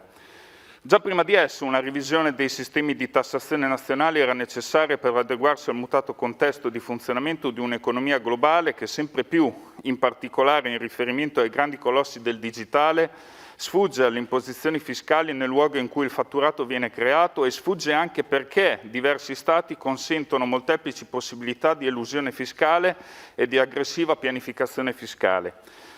Le passività fiscali tradizionali, basate su concetti come quello della stabile organizzazione, sono ampiamente superate. I must superate. interrupt you because we don't have an interpretation in English. I'm so sorry. Let's check the situation. Yeah. I transmitted the speeches in Italian and Can we start again? I understood that it was already translated in English. No, it wasn't. So in that way, you can actually start it once again if you want. So if it's functioned, we really apologize for that. Okay. I will start again in Italian. You can do it. You can do it. I allow you the 3 minutes. Please, once again. Thank you. Grazie Presidente, grazie Segretario Generale Gurria. A nome del gruppo dei Socialisti, dei Democratici e dei Verdi sostengo le conclusioni e le proposte contenute nella relazione preparata dall'onorevole Katurkalos e le conclusioni del rapporteur Böke per la Commissione Affari Sociali. Il tema dell'ingiustizia fiscale, in particolare in riferimento all'economia del digitale, si impone in questo momento con grande forza, una forza accresciuta dalle conseguenze disastrose della pandemia Covid-19. Già prima di esso una revisione dei sistemi di tassazione nazionali era necessaria per adeguarsi al mutato contesto di funzionamento di un'economia globale che sempre più, in particolare in riferimento ai grandi colossi del digitale, sfugge alle imposizioni fiscali nel luogo in cui il fatturato viene creato e sfugge anche perché diversi Stati consentono molteplici possibilità di elusione fiscale e di aggressiva pianificazione fiscale.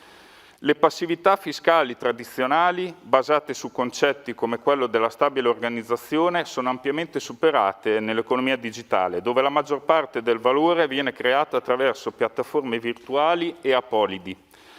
Per questo il lavoro congiunto di OCSE e di altre agenzie, tra le quali è bene che il Consiglio d'Europa sia tra quelle più attive, è di fondamentale importanza. La sfida è quella di creare un quadro fiscale concordato a livello multilaterale per l'economia digitale, come proposto dall'OCSE, e di risposte politiche coordinate a livello internazionale. La sfida è particolarmente complicata, anche perché molte amministrazioni nel mondo vedono un'opportunità nella concorrenza fiscale sleale, una fiscalità particolarmente attraente per quello Stato, che però innesca una lotta al ribasso che finisce per danneggiare la comunità internazionale nel suo complesso. L'argomento dell'equità fiscale non è secondario, soprattutto in Europa, dove una base imponibile inferiore del reddito delle società è stata associata ad un aumento delle tasse, soprattutto sui redditi da lavoro e sui consumi, poiché i governi hanno cercato di compensare le perdite avute durante le crisi. Infatti nel corso del 2019 le entrate fiscali sono diminuite in tutta l'OCSE per la prima volta in un decennio, d'altra parte i profitti delle multinazionali digitali hanno raggiunto record storici, soprattutto nel 2020, nel pieno della crisi del Covid-19. Questo è chiaramente ora più che mai intollerabile perché ciò comporta la diminuzione di diritti e di servizi alle persone. È bene cogliere allora un'esigenza condivisa di cambiamento e lavorare a livello multilaterale per ripianare queste divergenze, queste ineguaglianze, non solo perché produttrici di nuove povertà e discriminazioni, ma anche perché tali disuguaglianze pongono un freno alla ripresa dopo le multiple crisi degli ultimi anni. L'innovativo quadro proposto dall'OCSE e supportato dal report prevede 2 intelligenti pilastri.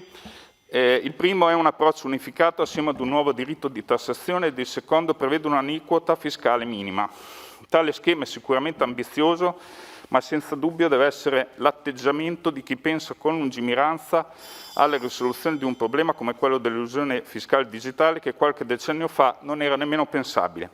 È il momento giusto, in conclusione, per intervenire per sostenere questo sforzo che solo organizzazioni che hanno un'ottica globale e non nazionale possono mettere in campo.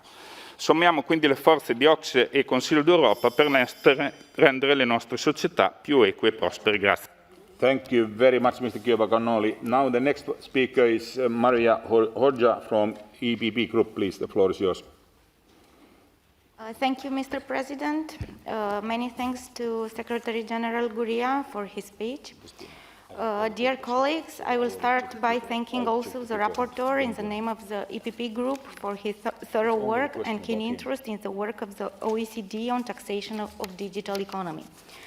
There is also a need to urgently address the fiscal challenges posed by the digitalization of the economy in order to ensure that all operators pay the taxes fairly, especially taking into account the accelerating rhythm of digitalization during the COVID-19 crisis and the rise of tech giants and multinational companies with digital presence. At the same time, we need to reach a global consensus, and members of the Council need a firm commitment to a global solution to international digital taxation and to making every effort to reach a consensual solution within the OECD. As we all know, it is confirmed that the European Union is ready to move forward if the prospect of a global solution does not soon materialize. In the first half of 2021, the Commission will present for a broader tax base and for additional resources a proposal for a digital tax with a view to introducing it by the 1st of January of 2023 at the latest. A global solution is preferred that meets the challenges of digitalization, and also all member states of the Council of Europe should express the support for the OECD ongoing works on Pillar 1 and Pillar 2 in order to address all remaining issues towards reaching an agreement. Regarding the future of the Commission's proposal for a digital levy, from a taxation perspective, the project will be open to be discussed once the main elements are determined. I consider that the initiative should be designed in a way that is compatible with the international agreement to be reached in the OECD framework, as well as the broader international obligations. From a budgetary perspective, we would expect a new own research based both on fair taxation and on possible digital levy. We need inclusive, just, and fair international taxation, especially in the current difficult context when national budgets are overburdened, mainly due to the crisis support measures, and the public financing needs are greater than ever now.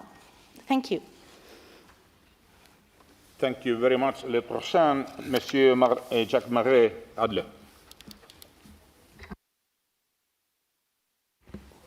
Merci, Monsieur le Président. Je souhaite tout d'abord, au nom de l'ensemble du groupe ALDE, remercier notre collègue Georgios pour la qualité et pour la précision de son rapport sur le travail de l'OCDE concernant la justice fiscale. Dans votre rapport, vous montrez à juste titre l'impact délétère de la course au moins-disant fiscal sur la démocratie et sur les finances publiques. Je retiendrai un exemple insupportable que vous citez vous-même avec André Gurria. La fraude fiscale des sociétés internationales représente une perte pour les particuliers de 427 milliards de dollars. Ce montant astronomique nous montre la taille du défi. Avec la crise de la Covid-19, ce défi fiscal s'est renforcé et effectivement complexifié par l'accélération de la numérisation de l'économie. À cet égard, je voudrais dire bravo à Untitled Gurria pour l'excellent travail de progrès qu'il a fait faire sur ce dossier. Ainsi, vous l'avez répété récemment, tout à l'heure même, cher secrétaire général, le renforcement de l'action de l'OCDE dans le domaine des enjeux climatiques. Vous proposez un cadre fiscal numérique inclusif en 2 piliers. D'abord, l'instauration d'un nouveau droit d'imposition qui s'appliquerait aux sociétés indépendamment de leur présence physique dans le pays où elles opèrent. Et puis le second, sur lequel je m'attarderai un peu plus, qui fixe un taux plancher d'imposition conçu pour limiter la pratique d'évasion fiscale des sociétés. Comme le rappelait récemment Bruno Le Maire, le ministre de l'économie français, il semble qu'un accord historique soit à portée de main. Et dans le groupe ALDE, nous appelons évidemment de nos vœux cet accord rapide, global, et qui prenne en compte l'intégralité des entreprises du numérique qui ont profité de la crise sanitaire, crise que nous traversons et qui en ont profité pour évidemment consolider leur part de marché. Cette proposition est revenue en force avec l'annonce de l'administration Biden de leur intention d'établir un taux minimum d'imposition de 21% pour les entreprises à travers le monde pour lutter contre les effets de dumping des pays à faible imposition. L'approche proposée par les États-Unis est un peu différente de celle de l'OCDE, mais au nom du groupe ALDE, je salue cette avancée sur le plan de la fiscalité internationale et vous pose une question, Monsieur le Secrétaire général. Quelles sont les conséquences de ces nouvelles prises de position américaines sur la dynamique que vous avez su développer au sein de l'OCDE? En conclusion, le cadre inclusif de l'OCDE regroupant 137 pays nous paraît être le bon cadre pour aboutir à ce seuil d'imposition minimale mondiale. Il faut éviter évidemment les actions décidées indépendamment pays par pays, ce dumping social et fiscal qui continue de désorganiser l'économie mondiale. Pour l'ensemble de ces raisons, le groupe ALDE soutient les excellentes recommandations du rapporteur. Je vous remercie. Merci beaucoup. And now we move to the last speaker on behalf of the political groups. It's Mr. Dmytro Natalukha from Ukraine, from Group EC. Please.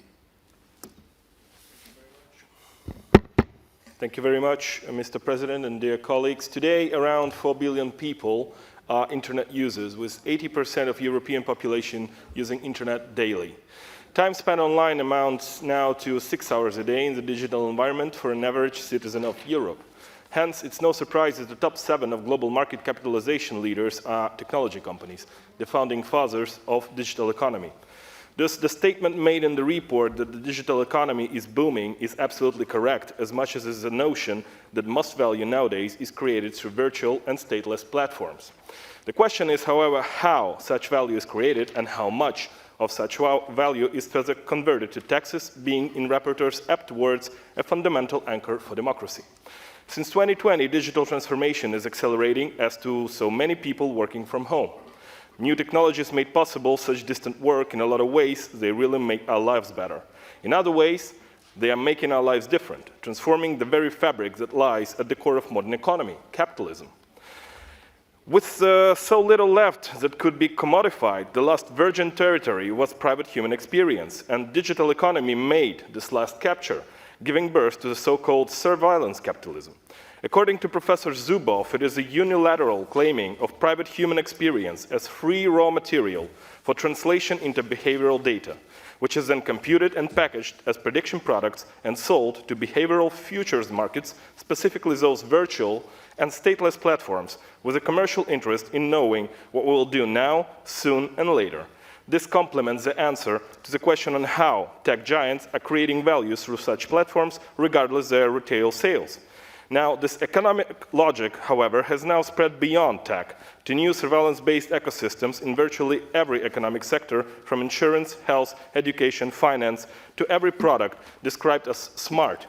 The smart digital economy allows us to listen to music we like, find food we crave for, navigate to places we love, communicate with colleagues and friends, and enjoy myriad other benefits. If you only look at the GDP numbers, however, you'd think that the digital revolution never happened. The digital sector is contributing surprisingly poorly, ranging from 4 to 6% annually. It seems that we see the digital age everywhere except in the GDP statistics. One answer to that is that GDP captures only monetary value of all final products produced in an economy. Another is because an economy traditionally considers the goods produced by permanently established entities, reverting us exactly to the issue raised by the rapporteur in his report. For this reason, we consider this report to be absolutely timely and endorse it, as it provides part of the solution on how to close the loopholes in the concept of permanent establishment, which makes all countries especially vulnerable for tax-based erosion. Future tax innovations should be focused on equitable share of big tech companies' income tax among customer countries, and at the same time, we hope that developing countries will be provided with efficient tools to challenge transfer pricing and added value allocation to more developed countries. Thank you very much. We would like to support the report. Thanks very much for your presentation. And now we move to the, let's say, more normal list of speakers. First one is Mrs. Petra Bayer from Austria. Please, the floor is yours. Thank you very much, Kimmo. Die Fähigkeit eines Staats, Steuermittel für die Finanzierung von öffentlichen Dienstleistungen und von Daseinsvorsorge einzuheben, lückenlos einzuheben, ist eine wichtige demokratiepolitische Funktion eines Staates und es ist darüber hinaus praktische Umverteilung. Viele multinationale Konzerne der digitalen Wirtschaft verdienen in Europa Milliarden, aber Steuern zahlen sie kaum. Apple hat über Jahre hinweg Gewinn aus ganz Europa über Tochterfirmen nach Irland verschoben und dort zum Teil nur 0,005% Steuern gezahlt. Das sind 50 € Steuern auf 1 Million € Gewinn. Amazon ist Meister in globalen Steuertricks und darüber hinaus beutet Amazon Mitarbeiter aus, schwächt Gewerkschaften, zerstört den lokalen Handel und damit auch lokale Arbeitsplätze und überwacht Konsumentinnen. Wenn Konzerne mit Steuertricks ihr Geld verdienen, dann dürfen sie keine Steuergeschenke bekommen, nirgendwo in Europa, nirgendwo auf der Welt und sie dürfen auch nicht mit öffentlichen Investitionen bedacht werden. In einem österreichischen Verteilzentrum von Amazon mit 150 Beschäftigten waren nur 16 direkt bei Amazon angestellt. Der Rest waren Leiharbeiter und die hatten es viel, viel schwerer, sich gewerkschaftlich zu organisieren, ihre Arbeitsrechte einzufordern und ihr Recht durchzusetzen. Und das, obwohl sie unter menschenunwürdigen Umgang, unter ständiger Überwachung und unter erniedrigenden Vorschriften zu leiden hatten.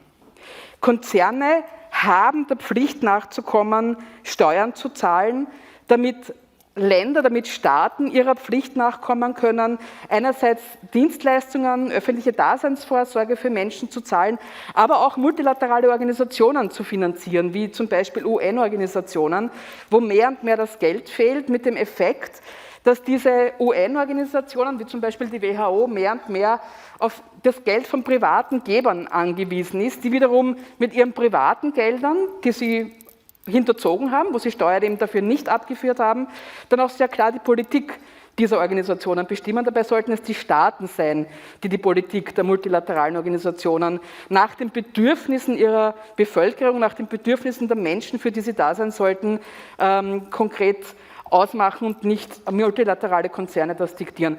In dem Sinne begrüße ich sehr diesen Bericht. Ich denke mal, es ist ein ganz, ganz wichtiger Schritt in eine richtige Richtung. Thank you very much, Petra. You are representing the socialist side in Austrian politics. The next speaker is representing the other side in Austrian politics, Mr. Eduard Köck, representing the EPP group. So the floor is yours, and I suppose you are actually having the distance video connections to us, if I understand it correctly. So, Mr. Eduard Köck. You should request the floor, please. We try to offer it to you now. Eduard Köck. We should balance this Petra's position from socialist side.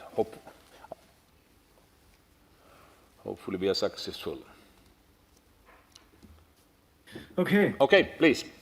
Sehr geehrter Herr Präsident, danke, Herr Generalsekretär, für die Initiative. Danke dem Berichterstatter für den wichtigen Bericht in dieser Richtung. Wir haben schon sehr viele Zahlen gehört, sehr viele große Zahlen. Wir können immer wieder auch lesen davon, wie viel Jeff Bezos seiner Frau zahlen muss und dass Airbnb der größte Hotelier ist, ohne ein einziges Bett zu besitzen, und welche Geschäfte Alibaba auf der ganzen Welt macht. Und wir wissen nicht, ob Umsatzsteuer abgeliefert wird oder wie viel überhaupt abgeliefert wird. Wir sehen, dass die Einkommensteuer in Oasen verlagert wird, das haben wir schon gehört, dafür geben sich auch europäische Länder her. Und auf der anderen Seite haben wir die Klein- und Mittelbetriebe, die bei Steuerprüfungen für Vergehen von einigen tausend Euro dann auch noch mit hohen Strafen bedient werden. Und hier gilt es natürlich, Gerechtigkeit herzustellen, weil es gerade bei diesen Unternehmen, die wir in unserem Land haben, eben dafür überhaupt kein Verständnis gibt und auch bei der ganzen Gesellschaft natürlich nicht.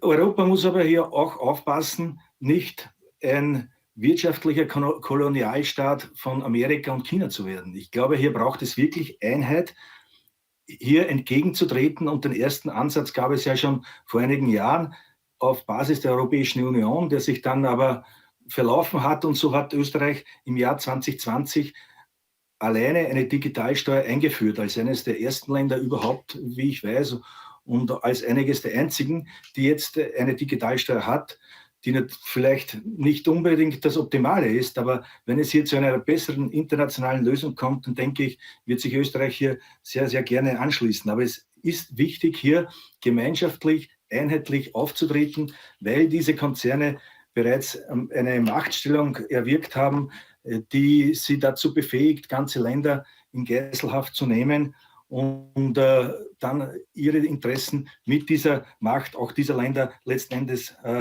durchzudrücken. Ich möchte auch noch eine Situation ins Licht bringen, die uns aufgefallen ist, denke ich, bei der Situation im Suezkanal. Da wurde diese Situation der Reedereien wieder mehr betrachtet und auch dort gibt es ja die Flaggenflucht. Das heißt, sie suchen sich billig Steuerländer aus, unter deren Flagge sie dann diese Transporte unternehmen, eben auch um die Steuerverkürzung zu betreiben.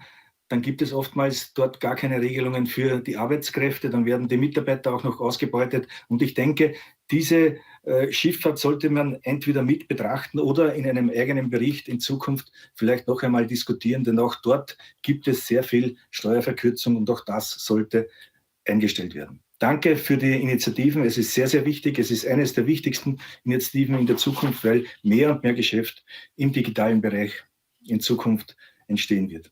Danke. Dankeschön. Next speaker we are moving to Turkey is Mrs. Emine Güney. Please, the floor is yours. Also, once again, you are, I assume, via net. Please. Dear President, dear colleagues, dear Secretary General of the OECD, I would like to thank the rapporteur for his report on digital taxation, an issue which affects all member states significantly. I do support the assessments of the report on the need of fair taxation of digital economy. Undoubtedly, we are under extraordinary economic and social circumstances triggered by COVID-19 pandemic. In addition to economic crisis in the last decade, pandemic has also urged many countries and their tax authorities to seek new sources of income. However, there are many challenges awaiting countries on account of negative effects arising by the expansion of the digital economy recently. Some multinational companies seek to transfer their profits to countries or regions with low or no taxation through corporate structures and tax practices, which they have created around the world by taking advantage of the differences in local legislation and agreements between countries, such as on the avoidance of double taxation. While some multinational companies can reduce their tax burden with aggressive tax planning, financial authorities tend to increase the rates and amounts of taxes collected from local taxpayers or introduce new taxes in order to compensate their losses. Therefore, effective tax burdens on small and medium-sized local taxpayers are increasing. As a result, injustice in the distribution of tax burdens among taxpayers and tax revenues worldwide are increasing. Additionally, there have been growing discontent among public in recent years vis-à-vis the low effective tax rates of multinational companies and the tax practices of some well-known companies in particular.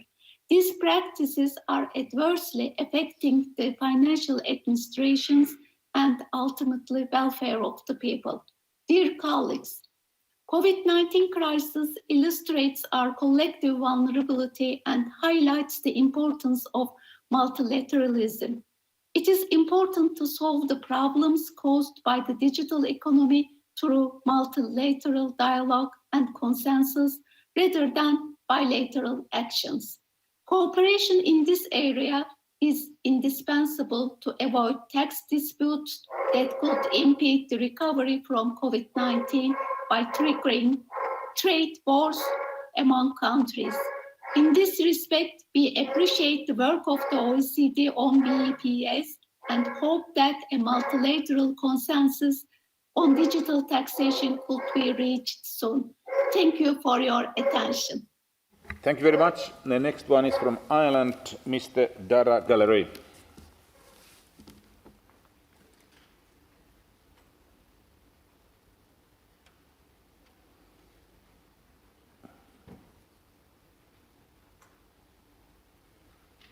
Thank you, Mr. Secretary General. Please.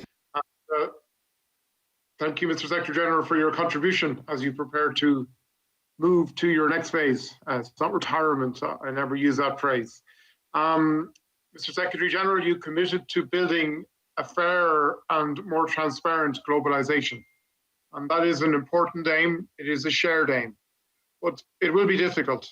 And I think that while we go on this road, we must ensure that while you go on that road, that you protect smaller countries and smaller economies in that process too. As we examine digital taxation, we must also examine how in the digital framework has transformed and changed the landscape for many companies and has made it much more difficult for smaller companies and smaller enterprises to operate against the monolith of big digital companies.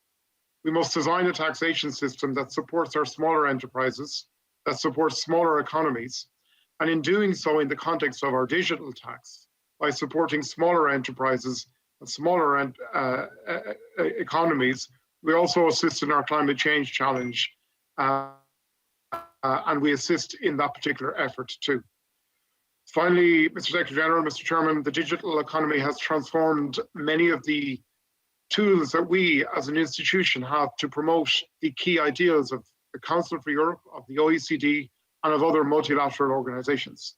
And we must see how we can use digital taxation to support free media, to support independent voices, and to support voices and coverage that highlight and support many of the strategic aims of this organization, which otherwise may not be highlighted in the context of big digital companies. So I wish you well in the remaining part of your term, Mr. Secretary General. You have set yourself an ambitious target to have agreement by mid-year, but I know that this institution will be happy to work with you in achieving that. Thank you. Thank you very much indeed. Now we move from Ireland to the eastern neighbour country, United Kingdom. John Howell, please.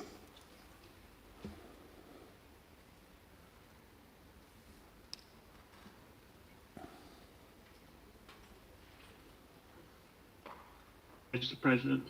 I think if you listen to the earlier contributions to this debate, you could have been forgiven for thinking that the rise of digital companies is entirely due to the pandemic. Of course, it is not. It may have been enhanced by the pandemic, but it is not due to the rise of these companies during the pandemic.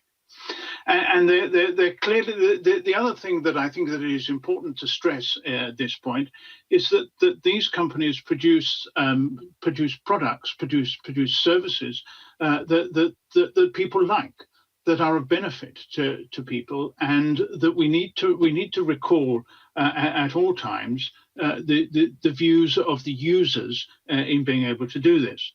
But I do accept that there is a need to level up between the digital and the non-digital companies.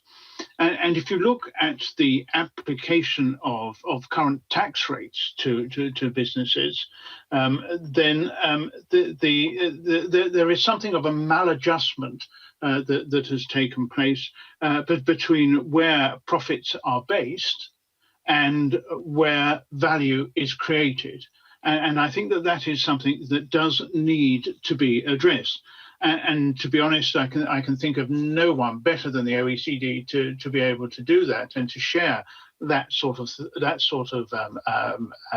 report across many countries. The other thing that I think the OECD should concentrate on is one of education, of helping students to learn about the digital economy and the role that it plays in our society today, because I think that is a very important role that the OECD can play, and it is one that if we are looking to build on the future, then it is one that we need to spend a lot of time on. Just to comment on the concept of fairer taxation, a fairer taxation system, I think one of the things that one has to bear in mind here is not just the corporations. It's not about the business tax. It is also about the tax that we charge to individuals, and to bring that tax down is as fair a way of ensuring that we can make the tax system fair for people as anything else that we can do.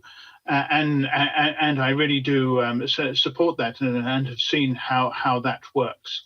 As the OECD said, the digital economy is fast becoming synonymous to the economy as a whole, and that is why these sort of activities are so important. Thank you very much indeed. As our President Williams introduced this topic in this debate, we have also delegations from parliaments of non-European member states of the OECD. And I'm also welcoming the participation of our colleagues from Canada and Mexico. And the next one, now we move to this business, and the next one is from Canada. Mr. Don Davis, please. We are moving cross-Atlantic. For his remarks on the taxation of the digital economy. This is truly a fiscal injustice that has plagued global public finances for far too long. As the Committee on Political Affairs and Democracy rightly points out in its report, taxation, when fair and redistributive, is both an essential tool for governments to raise the funds necessary for the proper functioning of public service and a fundamental anchor for democracy. But the current international tax system is far from being fair and redistributive, especially regarding digital multinationals. These multinationals benefit enormously from the current outdated international tax rules that many countries have put in place almost a century ago to avoid the double taxation of a corporation's profits by two different countries.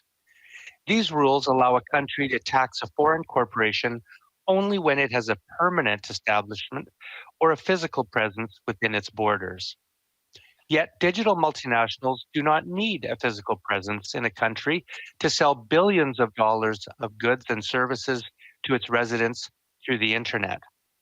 It is therefore far too easy for digital multinationals to take advantage of the current international tax rules by artificially transferring their profits generated in a country into other countries with lower tax rates or worse, still tax havens.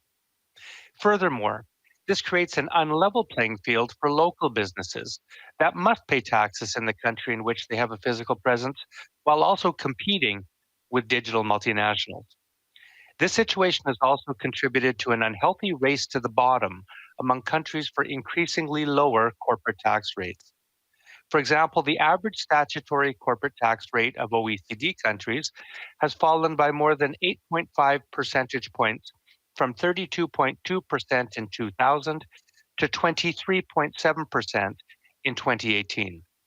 As a result, many governments, including Canada's, are experiencing growing tax revenue losses due to the rapid digitization of the economy. These revenue losses are preventing governments from providing their residents with the public services they need. Now, over the past year, governments have spent hundreds of billions of dollars to support their residents in the face of the devastating effects of the COVID-19 pandemic. While thousands of businesses were forced to close and unemployed workers were receiving government assistance to make ends meet, digital multinationals were making record profits without paying their fair share of taxes. In Canada and around the world, individuals and businesses are becoming increasingly aware of this fiscal injustice that is mostly benefiting digital multinationals and tax havens at the expense of everyone else. Thankfully, we know the issue and potential solutions. We only need now the political will and coordinated actions to address this fiscal injustice in 2021. Thank you, colleagues. Thanks very much, Mr. Davis. And now we are moving back to United Kingdom. Mr. Tony Lloyd.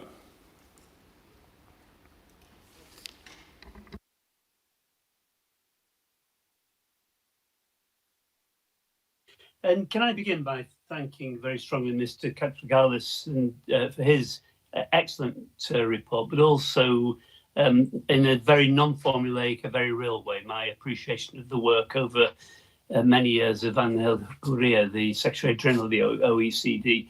It's important we do record that, Mr. Gurria, not simply to be formulaic, but because I hope that the culture that you've established at the OECD will continue into the future, because that is what you've established, but that's what's so important for this debate, because this issue of corporate domination is not a new one. We see in Europe just these last days the decision of the large football clubs to operate on the basis of corporate greed against the interests of the consumer, the football fan, etc. But nor is there anything new in this. We know that the use of, going back over many years, of transfer payments, of offshoring the headquarters of companies, allowed those companies, the multinationals, to avoid taxation, even in the so-called developed world, but also gave them great power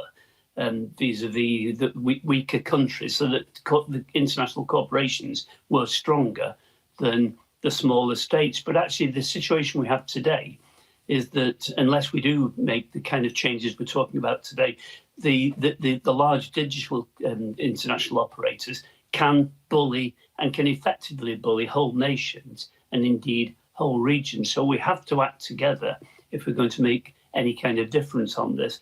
I'm grateful to the report for making the point that we've lost some $427 billion of tax revenues. This is enormous. And if we look at the challenges, the real challenges of the world today, the challenge of COVID, the challenge of climate change, we know we can only achieve what we need around this world if there is a global response to both these.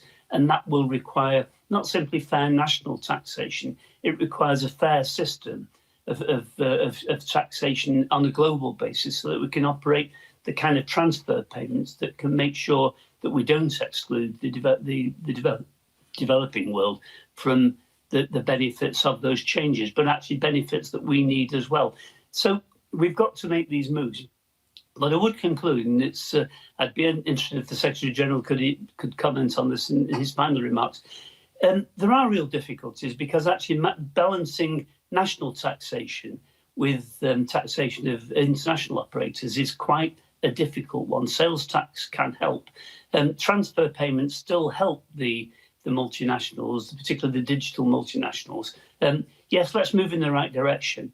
But we've got to have international agreement, and I very much welcome both this report and the work of the OECD because it's moving this world of ours on in the right direction.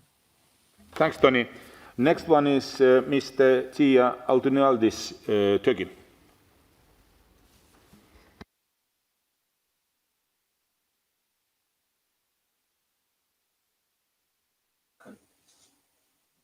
Thank you, Mr. Chair. The President, dear colleagues, and dear Secretary General of the OECD.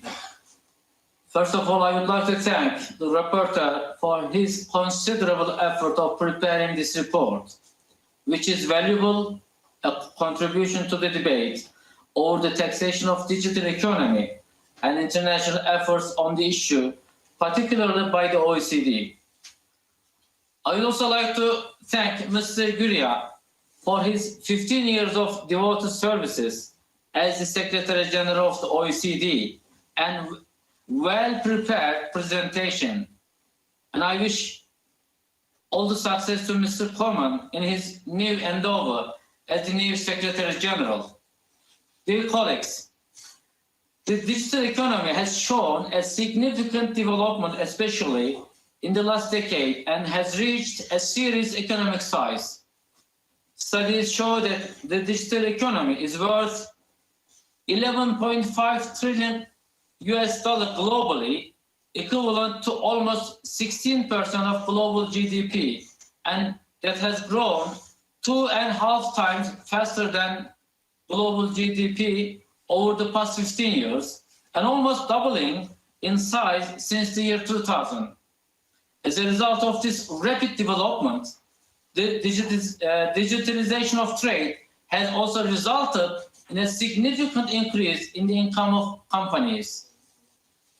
At first glance, although the growth of digital economy is expected to create an advantage in terms of tax revenue, and problems have arisen in taxation due to the fact that digital economy does not operate within physical borders, as some colleagues said. On the other hand, countries have limited instruments as well as a lack of legal regulations and know-how regarding the taxation of digital economy. Consequently, collected taxes from digital economy remains limited, far less than that was foreseen. Moreover, my dear friends, new technologies have facilitated tax avoidance through the shifting of profits by multinational enterprises to low or no tax jurisdictions. The old rules can no longer ensure the fair distribution on tax basis and equitable taxation, which negatively affects all financial administrations and taxpayers. There are countries, including Turkey, that has legislated new rules about this field, but I believe that multilateral rules in accordance with changing conditions should be determined as a result of this breakthrough transformation.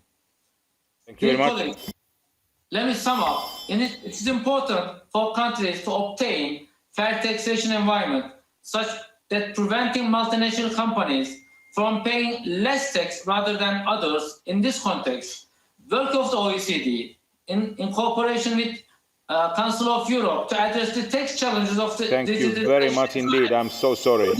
Framework is well appreciated. Yeah. I thank you all. Yeah, thank you very much. I'm so sorry because the list is quite long and I'm afraid maybe we cannot go up to the end. Please try to keep the 3 minutes limits because you are clearly stealing others' time, other speakers' time. Now, next one is from Switzerland, Damien Cottier. Please, Mr. Merci, Monsieur le Président de séance. L'objectif d'assurer le financement des États par l'impôt et d'assurer la contribution de tous les acteurs économiques, en particulier de tout type d'entreprise, aussi dans le domaine digital à cet effort collectif, eh bien, c'est un objectif évidemment louable. Pourtant, au-delà de ce que nous avons entendu aujourd'hui sur l'importance de cette contribution et sur l'importance aussi de la lutte contre la fraude et sur l'importance des montants concernés qui sont bien montrés dans le rapport, j'aimerais aussi souligner quelques risques Car si l'objectif est louable, parfois en politique, les chemins qui mènent à la solution peuvent varier et certains chemins peuvent receler quelques obstacles. Il faut donc avancer aussi avec une certaine prudence. La compétitivité fiscale, qui n'est pas un but en soi, est un bon moyen d'assurer aux citoyens contribuables et aux entreprises que l'État ne leur demandera pas de contribuer toujours davantage au détriment de leurs propres intérêts individuels lorsque le taux de fiscalité dépasse certains seuils. Et cela au détriment de l'intérêt collectif qui est lié à la consommation, à l'investissement, à la création d'emplois par les entreprises, à leur engagement dans la recherche et dans l'innovation. À cet égard, la fixation de taux minimum d'imposition, comme discuté actuellement au sein de l'OCDE, doit être traitée avec une certaine prudence, car la tendance naturelle des États et des administrations publiques est de grandir, et donc de demander davantage de moyens. Face à cela, la concurrence fiscale est un moyen, et dans une perspective libérale, un levier efficace pour protéger les individus et les entreprises d'une fiscalité qui aurait tendance à devenir toujours plus lourde sinon. Le but visé, de faire contribuer ceux qui échappent actuellement à leurs devoirs ou ne leur remplissent pas suffisamment ce but louable, eh bien, il ne doit pas nous conduire à augmenter la fiscalité pour tous en mettant en place des mécanismes rigides, car cela irait à l'encontre de la compétitivité et de l'emploi. Au fond, the race to the bottom, que certains ont décrit ici, ne doit pas être remplacé par un race to the top. C'est un équilibre que nous devons chercher. Si des taux minimums sont fixés dans le cadre du deuxième pilier des travaux de l'OCDE, il faudra donc veiller à ce qu'ils soient fixés avec suffisamment de modération pour ne pas provoquer une hausse globale de la fiscalité des entreprises. Quant au cercle des entreprises concernées par le premier pilier, il ne doit pas être défini de manière trop large, s'agissant du seuil du chiffre d'affaires. Enfin, il faut éviter d'alourdir la charge administrative pour les entreprises et les autorités fiscales en créant des mécanismes trop complexes et donc trop coûteux. Ceci pour l'intérêt général, pour préserver les emplois, l'investissement et l'innovation au bénéfice de tous. Thank you very much indeed, and it's my pleasure to introduce another colleague from the Parliament of Canada, Mr. Scott Sims. Please, the floor is yours. Withdrawn. No connection? No connection. Okay. Sorry, my good introduction in vain. Next one in Hungary, Barna Zsigmond. Please. Connection. Thank you, Mr. Chair. First of all, I would like to congratulate the rapporteur for this excellent report, and I would like to thank you for the Secretary General for his remarks. In relation to ensure fair taxation and global corporate profits, Hungary, as an OECD member country, is committed to support the inclusive framework on further elements of the base erosion and profit shifting project being implemented. Hungary has signed and lately ratified the multilateral convention to implement tax treaty-related measures to prevent BEPS. Furthermore, Hungary introduced a highly developed framework of tax information exchange as a result of the work of the OECD and the development of the European Union's Directive on Administrative Cooperation, with the aim to ensure tax fairness and transparency and step up against aggressive or abusive transactions. Hungary fully agrees that actions has to be taken at all levels, national and international, to fight against tax evasion and aggressive tax planning. We agree that measures shall be proportionate to this aim and should not go beyond. We also give a great importance of the intention highlighted in the document to take account of the needs and interests of small or developing countries in the design of a new post-BEPS international tax environment, while respecting their sovereignty to shape their tax system in order to keep investments to be able to maintain the government's legitimate financing abilities. International partnership is especially important nowadays when we all face extreme pressure because of the COVID-19 pandemic. In this regard, Hungary welcomes the efforts made by the rapporteur for opinion and the Committee on Social Affairs, Health and Sustainable Development on the priority recommendations with regards to the targeted and timely actions governments may impose in order to mitigate the economic effects of the pandemic. We support working in cooperation on finding the appropriate measures and sharing best practices to help a fast recovery. Regarding the taxation of the digital economy, Hungary welcomes the commitment of the G20 to reach political consensus in July 2021 on the work done by the OECD. In our view, the formulation of a new system to tax multinational enterprises active in the digital economy with the aim of creating a fair tax environment cannot be deferred further. On the other hand, we all have to concentrate on the finalization of the technical work in the OECD on both pillars, keeping in mind that the compatibility of the rules with European Union legislation. Importance shall be given to an outcome which equally meets the needs of all countries and jurisdictions, small or large, developed and developing. Regarding Pillar 1, we would like to recall that in the last decade, the economic reality changed significantly due to digitalization and current international tax rules, and we need solutions which are fit for the future. For this reason, we support the work on Pillar 1. With regard to Pillar 2, we recognize that numerous sophisticated business models provided extensive opportunities for multinationals to avoid taxation, and we fully agree with the attempts to step up efforts to prevent tax avoidance. Thank you for your attention. Thank you very much. And now we move to Georgia. Mrs. Mariam Kverishvili, please. Thank you. First of all, I would like to use this opportunity to express our sincere gratitude and appreciation towards the OECD Secretary General for his immense contribution throughout this time. In recent years, the government of Georgia has been putting special efforts in shaping international tax system in line with new standards adopted by the OECD. In 2016, Georgia was among the first countries to become an associate member of the Inclusive Framework on Base Erosion and Profit Shifting and took the responsibility for the implementation of BEPS package to tackle tax avoidance, improve existing international tax rules, and ensure a more transparent tax environment. To date, Georgia has successfully implemented BEPS minimum standards. In 2017, together with 17 ministers and other high-level representatives, Georgia signed the Multilateral Convention to implement tax treaty-related measures to preserve base erosion and profit shifting.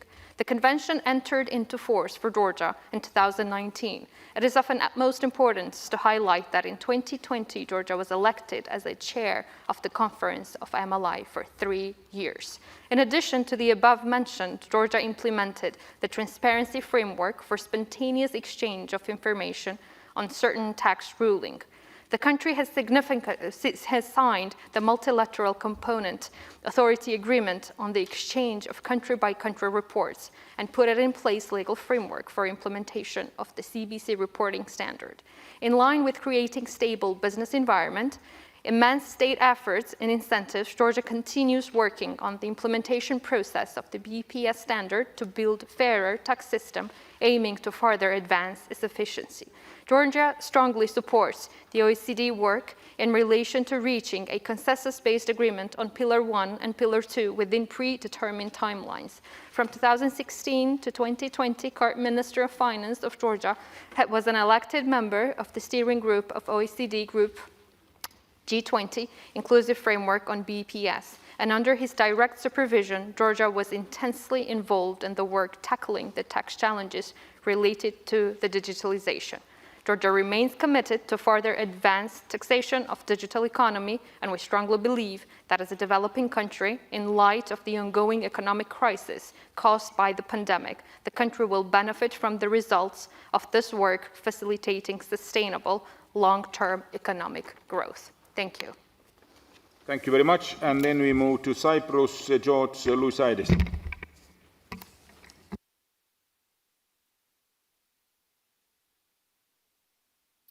Good afternoon from Cyprus, Mr. Chairperson.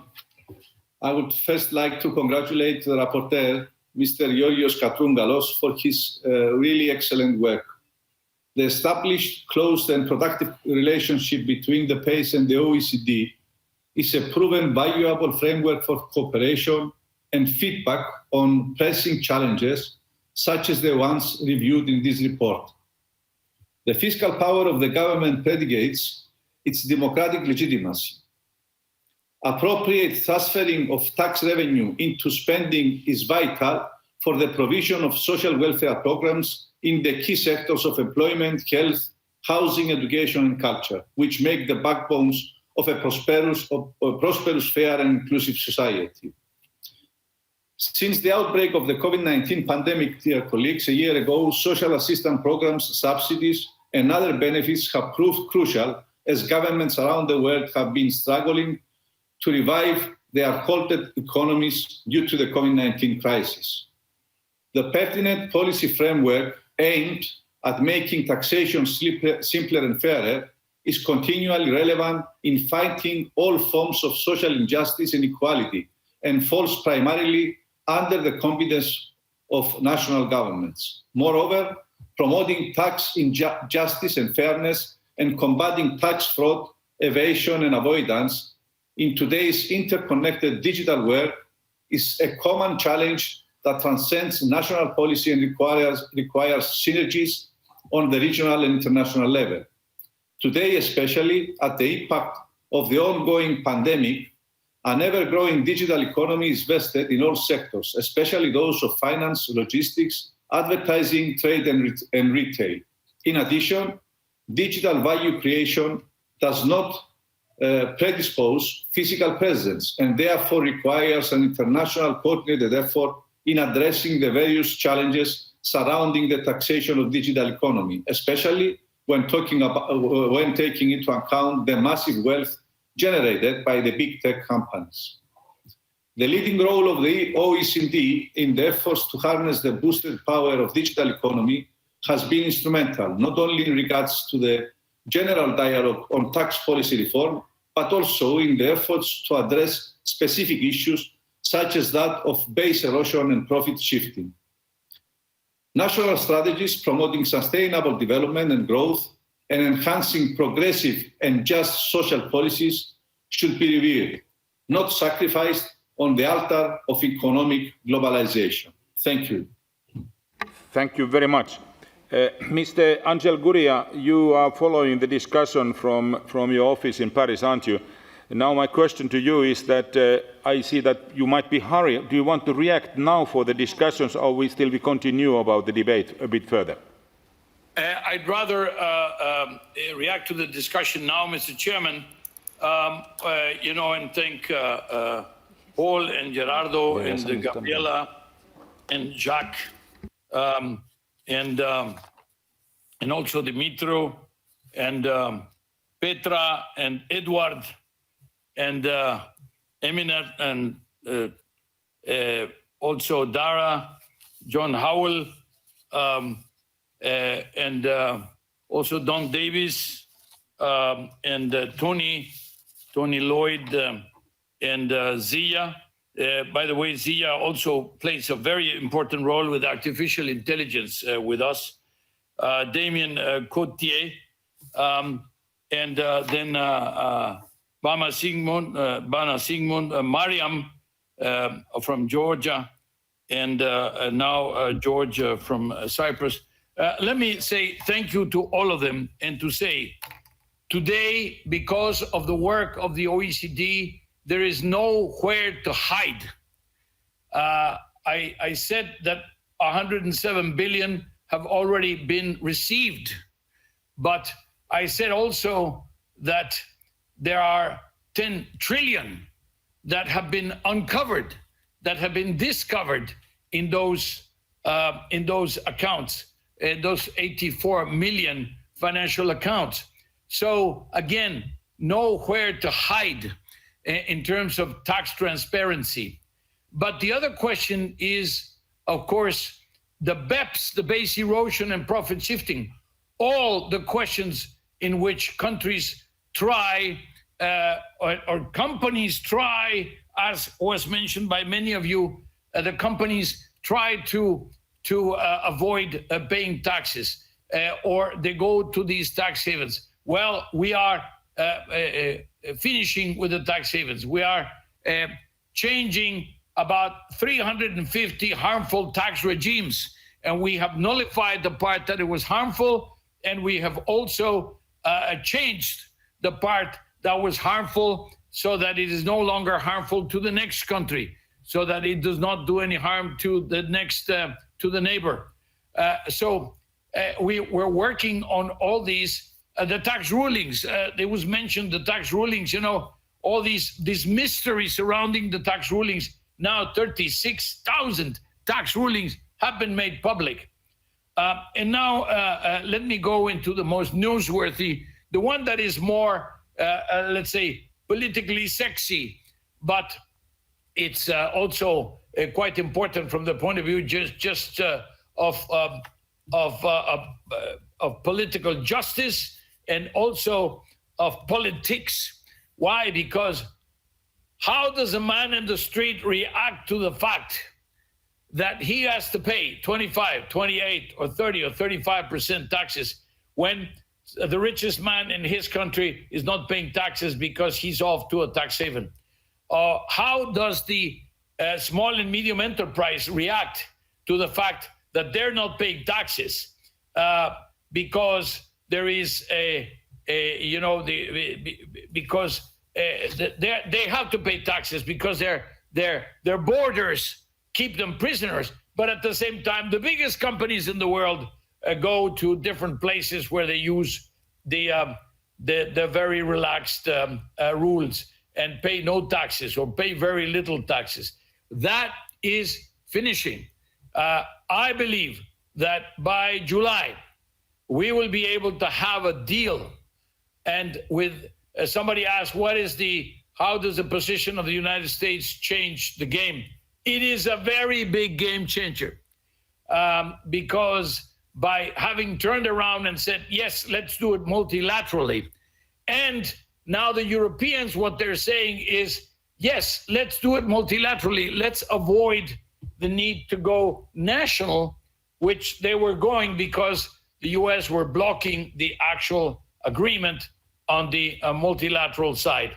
So now what we have is 139 countries that are willing and ready to move forward, including the United States, including the Europeans, each on their own, 139 countries on the equal footing, saying, let's have a deal. Let's have an agreement, a multilateral agreement, an international agreement. And this, dear friends, ladies and gentlemen, I think this is what we're going to have. And I am delighted to be the one who brings these news to you and to say, help us, support us in any way with your countries so that it actually happens. Thank you all very much. It's been a pleasure. It's been a privilege. And as I said before, it's been fun. Thank you. Thank you very much, Mr. Gurria. You were very, very convincing. We still continue a little bit of our speakers list, but I only recognize that you were busy trying to avoid the meeting. I really wanted to have your final, your wordings anyhow. Let's go to the speakers list, and we now move to Canada, back to hopefully be a more successful Madame Lucie Monac-Thion.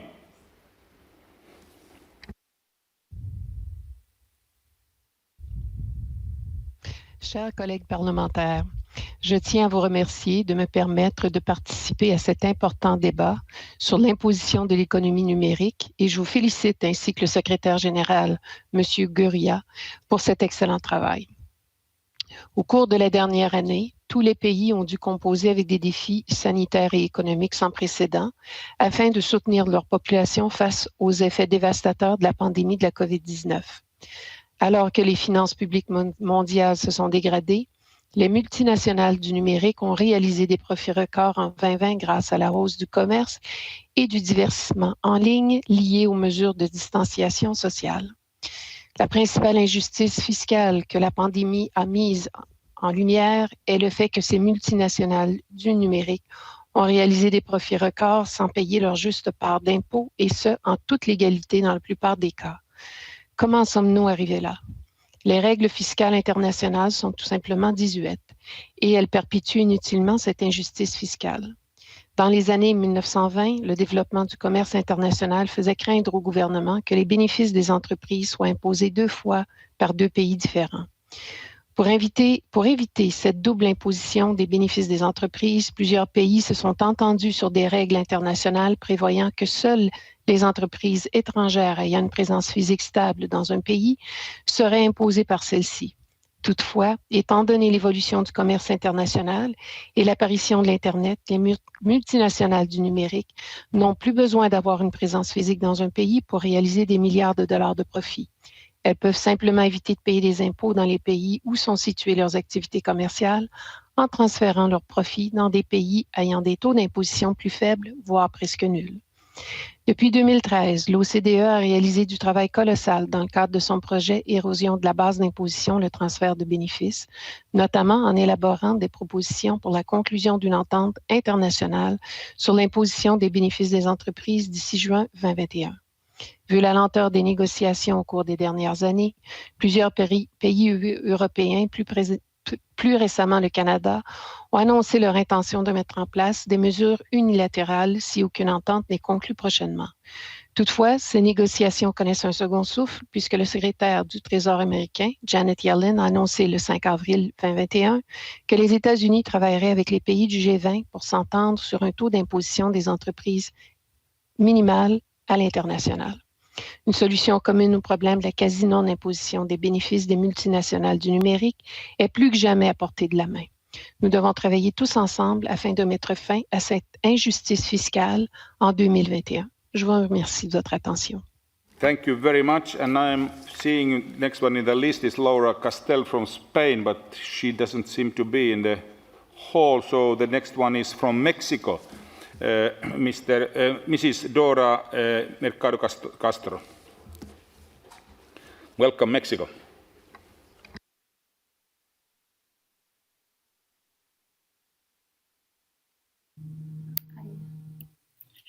¿Qué tal? Buenos días. Saludo a las y los integrantes de la Asamblea Parlamentaria del Consejo de Europa, a su vicepresidente. Un gusto compartir la sesión con todos ustedes y, bueno, especialmente al connacional mío, José Ángel Gurria. Muchas gracias por su excelente conducción al frente de este organismo internacional tan importante que es la OCDE. En nuestro país, México, durante la pandemia hemos visto con claridad el impacto de la brecha digital a partir de las medidas de confinamiento que han obligado a impartir la educación en línea casi en su totalidad y aumentar considerablemente el teletrabajo. Las personas que cuentan con alguna otra desventaja o carencia socioeconómica son la enorme mayoría de quienes están en un mayor rezago digital. Destacan estas brechas entre la población rural y urbana, entre grupos con alguna situación de vulnerabilidad o sin ella, y entre mujeres y hombres, que según la OIT, en los países de más bajos ingresos, la brecha digital entre mujeres y hombres es mayor al 30%. Disminuir estas brechas solo es posible con mayor presupuesto de inversión. Y para lograrlo, un instrumento eficaz debe ser la política fiscal que plantea un equilibrio entre el desarrollo de las empresas de tecnología de la información y comunicación y el aumento de la recaudación para mejorar los servicios y bienes públicos. Coincidimos con la iniciativa de la OCDE para desarrollar un marco coherente de tributación a nivel global, encaminado a fortalecer los propios sistemas fiscales y dar reglas claras a las empresas para propiciar su desarrollo. El consenso que surja en este tema será una oportunidad para que los estados puedan etiquetar una parte de los ingresos por estos conceptos para invertir en el desarrollo de capacidades para los empleos del futuro, empleos que ya están disponibles hoy en muchas de las empresas de este sector. Respaldamos ampliamente la visión del reporte que se nos presenta, que afirma que una acción débilmente coordinada para gravar a las empresas multinacionales socava el financiamiento de los servicios públicos esenciales y últimamente afecta el bienestar de la ciudadanía. Ante la inevitable pérdida de empleos por el acelerado cambio tecnológico y las nuevas necesidades para mantener la productividad en esta era, la comunidad internacional no puede quedarse de brazos cruzados. Como lo dijo el día de ayer el presidente Rick Deans, la apuesta es hacer a estas empresas parte de la solución y no parte del problema del avance tecnológico acelerado. Mejorar el acceso a las TIC implica aumentar las oportunidades para la educación a lo largo de la vida y para una mayor flexibilidad de las jornadas de trabajo que apoye el balance entre la vida familiar y el trabajo, en especial para las mujeres. Manifestamos nuestro compromiso para que México, como un país integrante de la OCDE y observador en la Asamblea, acompañe estos esfuerzos en soluciones racionales y compartidas para lograr un esquema de tributación basado en la justicia social. Muchas gracias. Thank you very much. The time is not very much on our side, but I take few still. Mr. Andre Vallini, France.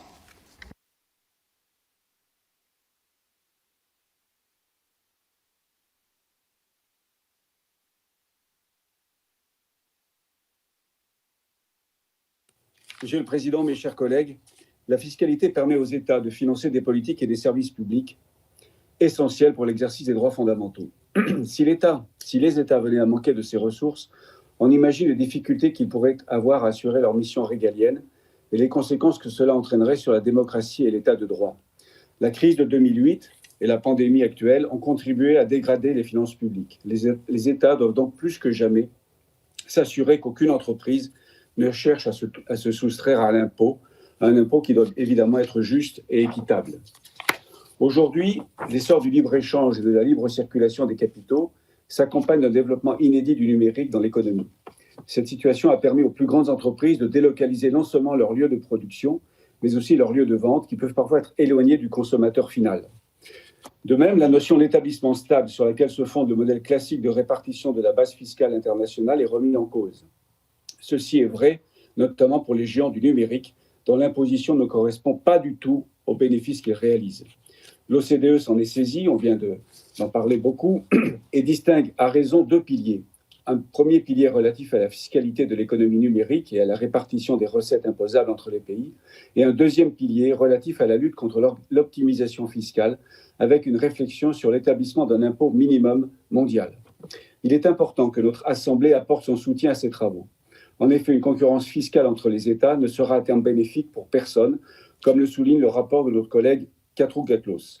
Il est donc nécessaire d'adopter des mesures coordonnées pour s'assurer que les géants du numérique n'échappent pas à l'impôt qu'ils doivent payer. Concernant la négociation en cours à l'OCDE, les États-Unis les avaient freinés, mais la nouvelle administration américaine de Joe Biden affirme désormais qu'ils sont prêts et déterminés à travailler avec leurs partenaires commerciaux pour résoudre leurs préoccupations concernant les taxes sur les services numériques et à traiter des questions plus larges de fiscalité internationale, tout en se réservant d'ici là la possibilité d'imposer des droits de douane supplémentaires. En l'absence de progrès des négociations, je rappelle que la France est le premier État à avoir instauré une taxe sur les services numériques. Cette initiative fera naturellement l'objet d'ajustements en fonction des négociations en cours au sein de l'OCDE et du G20. Mais elle a le mérite, cette initiative, de montrer une voie et de marquer une détermination, celle d'adapter la fiscalité aux nouveaux enjeux et d'instaurer plus d'équité. Je voterai donc pour le projet de résolution qui nous est présenté. Je vous remercie. Thank you very much. And I am actually using my power as the chair of the meeting. First, I allow only two speeches more. First, from Armenia, Mikhail Melkuman, but I'm actually asking the favor of my neighboring countries, Estonia, Mr. Kaljulaid, and Russia, Mr. Pejcinovic. So I would actually like to give the floor for the Mexican guest who is from outside, Mr. Hector Vasconcelos, after Mr. Melkuman. Please, Melkuman. Chers collègues, d'abord, je dois dire que le sujet de notre discussion est très important, mais en même temps, nous devons chercher et trouver la positive solution. Est-ce que nous pouvons prendre la décision très effective? Je ne sais pas. Et pour cela, comme le professeur d'économie, je dois fixer que pour avoir la direction au niveau des impôts et taxations correspondantes, nous devons compter les quelques indicateurs. Premièrement, le niveau d'investissement et GDP, le niveau des impôts et GDP, le niveau de consommation GDP et finalement les niveaux de crédit et GDP. Chez nous, en Arménie, les impôts et GDP 22%, l'investissement et GDP 17%, mais crédit c'est 70% et la consommation, qui c'est très important, attention, 90%. Ce n'est pas normal. Et pour avoir la bonne décision, nous devons nous devons baisser le niveau de consommation des GDP et libéraliser le programme des investissements. Et notre parti politique et notre président de parti politique, M. Tsaroukian, maintenant proposé annuler les personnes qui ont le petit crédit. C'est normal maintenant pour situation de crise. Mais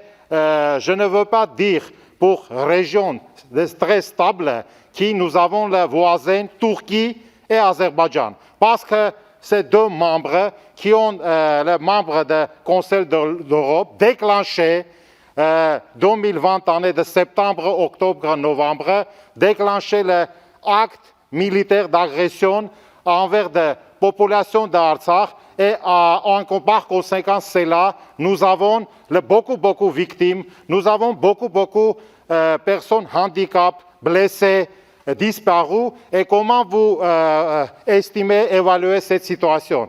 Mon question, pas d'Azerbaïdjan et Turquie, mon question à l'égard du Conseil de l'Europe. Conseil de l'Europe, pourquoi vous, pendant la guerre, gardez le silence? Et pourquoi vous évaluez la situation très fascistique? Pourquoi vous silencez? Si votre procédure énorme ne permet pas de réguler tout de suite cette situation, vous devez tout de suite changer. Parce qu'avant mon visite ici, j'ai rencontré avec les parents différents prisonniers de guerre de l'Arménie arménienne et comment je dois, après mon retour d'Arménie, dialogue avec cette personne. Finalement, j'attends de votre décision. Merci. Merci. A little bit not on the theme because we have time very limited for the theme itself. We will discuss later on the prisoners. Now actually we move to Mexico. It's an Hector Vasconcelos, please.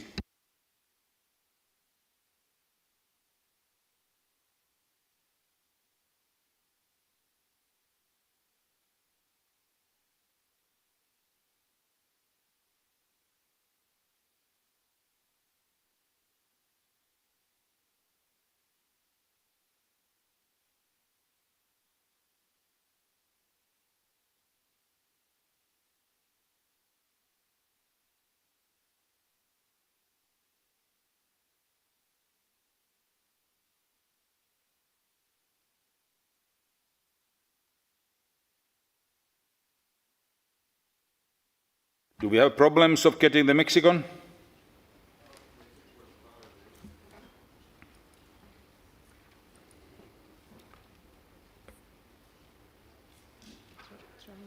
Yep. Now we have a bit saving time because one of the committee chairs will not actually address to us, so we save 3 minutes. So I have actually Mr. Kaljulaid and Mr. Epichin on the list next. So if Mr. Hector Vasconcelos don't react now and seems to be so. Raimond Kaljulaid, you are the next one from Estonia. And then Mr. Epichin from Russia.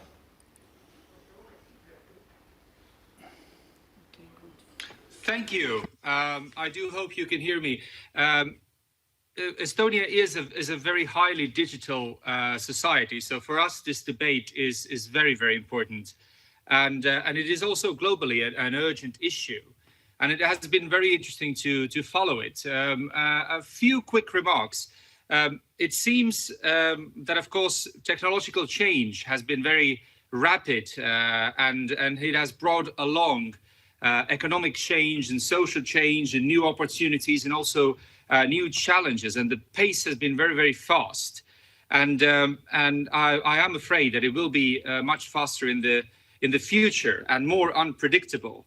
And I think that also following this debate today and looking at what these institutions have been doing, it is clear that both nation states and international institutions do have to be faster in the future to keep up with this very rapid technological and economic change going on in the world. So we do have to be more agile, I think, because at the moment we are trying to catch up with the global economy and make the tax system fairer.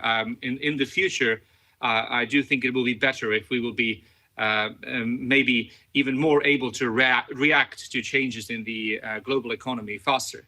And to save time, in conclusion, I am sorry that the Secretary General of the OECD has left, but I do hope that people from the institution are listening to us. I would just like to say that the data and analysis that the OECD provides to decision makers is very valuable also on tax issues. And I just want to say I'm grateful for their work in that field. Thank you very much. Raymond, for your consideration, I would say so that the OECD is following the debate up to the end, so no problems on that one. We got the connection to Mexico. Mr. Vasconcelos, are you there?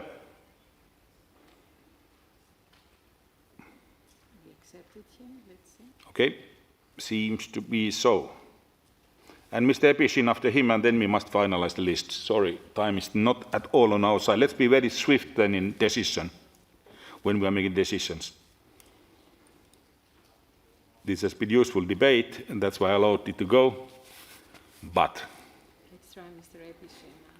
it doesn't. The Mexico connection doesn't work. Mr. Epichin, the floor is yours. Пожалуйста.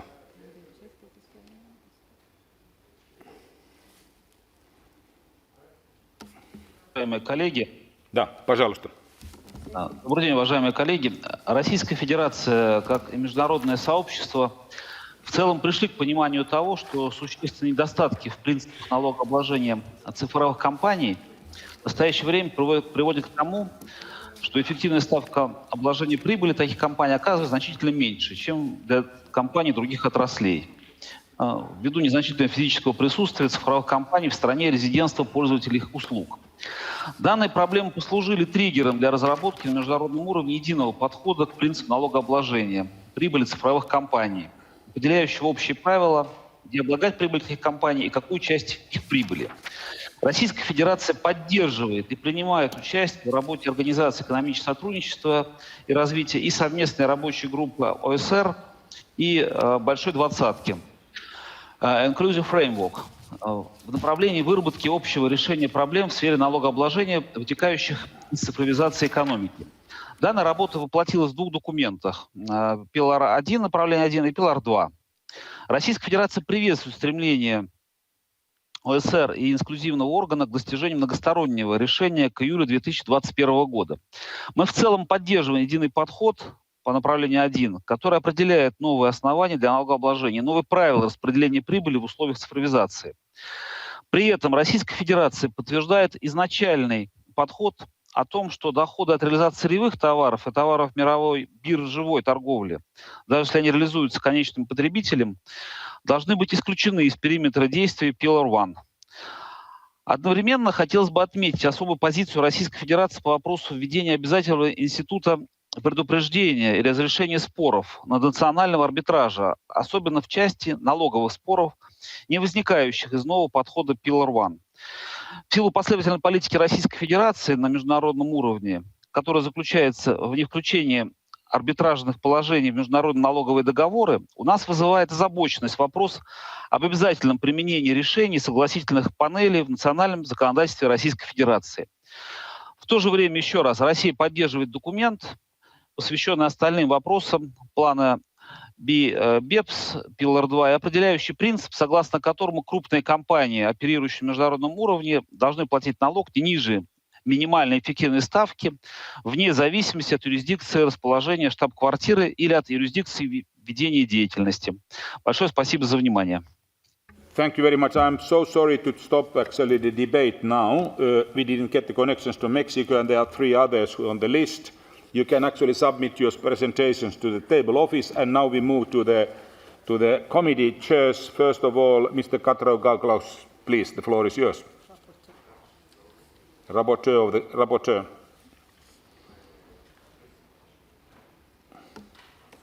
Maximum 3 minutes. We prefer 2 or 1.5.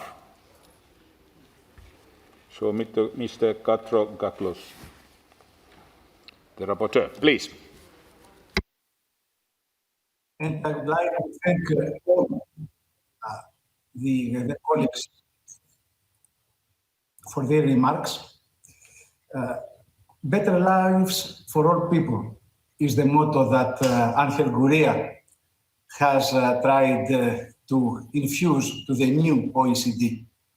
as Tony Lloyd, our colleague, has remarked, trying to change its culture against the greed. However, this motto is not the rule in our countries. Conditions of life are getting worse year by year. Insecurity is rising. And although inequalities have been reduced globally, they have an explosive growth in Europe and more generally in the West. These trends show that it is not generally and abstractly the globalization who is responsible for the decline of the standards of life of our citizens. It is the prevailing political paradigm, neoliberalism, to blame. In the context of our topic of fiscal fairness, numbers speak for themselves. The average tax rate is now half this of the 1980s, 1/3 of the 1970s. These policies, which make the rich richer, the poor poorer, and dismantle the European social model, should be reversed. And the two pillars reform of OECD is a first step for the reversal of this paradigm. And the conjecture also calls for that. The big tech giants have earned billions during the pandemic. It is high time to give back to the societies some of this wealth. In some occasions, as Petra Bayer, our colleague, has remarked, even human dignity is at stake before of their activity. And as another colleague, Mr. Kirk, has remarked, it is also important, this reform, in order to protect the European economy from a transatlantic economic colonization. So, and I conclude with that, Mr. President. The important is, as the resolution asks, to persuade our states to support a consensus-based agreement, and if unanimity is not ensured, to proceed with a broad multilateral consensus within 2021. Many thanks again, dear President. Thanks a lot. And then we have Mr. Nemeth, the committee chair. Dear colleagues, this was an excellent debate. These debates have been held since 1993 in our enlarged assembly, open to delegations from OECD members, and I was very glad that we had now Mexican Canadian colleagues with us, who are obviously not members of the Council of Europe and the European Parliament. This is the most inclusive expression of multilateralism that I pay tribute to. For the first time, the debates of our enlarged assembly are being held on the basis of a report on a specific theme, the work of the EC on taxation of digital economy. The very fine speech we have just heard from OECD Secretary General Gurria, whom I welcome here, reminds us how topical and politically important this subject is. And obviously we will miss him at our next similar debates.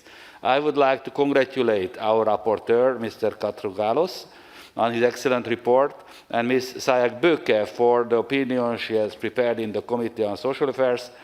The many colleagues who have contributed to our debate today demonstrate that there is a large consensus on this issue. It's good to see. It is essential for our democracies to find coordinated political responses at the international level while respecting multilateralism.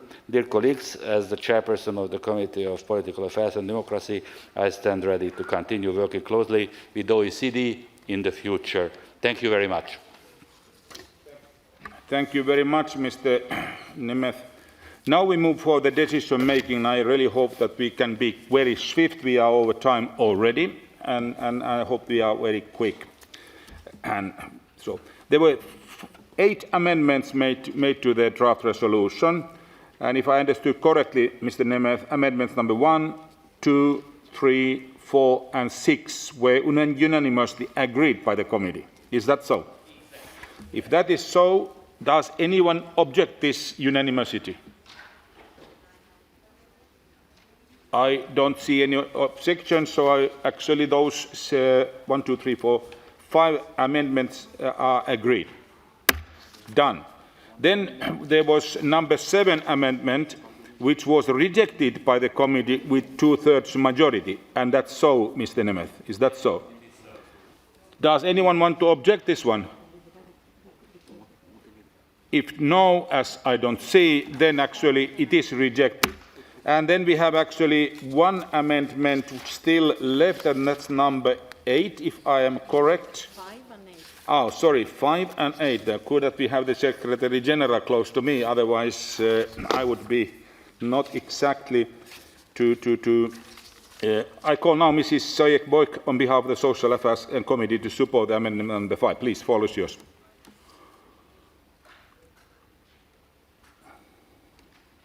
One minute.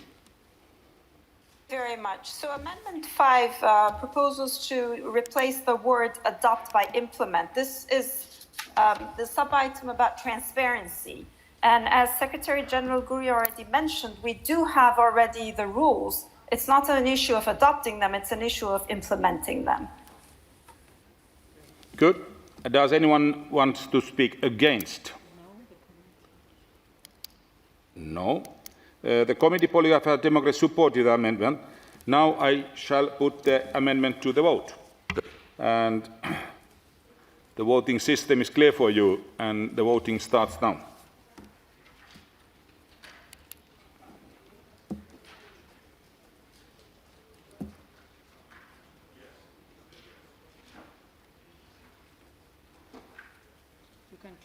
We close the vote, and the result.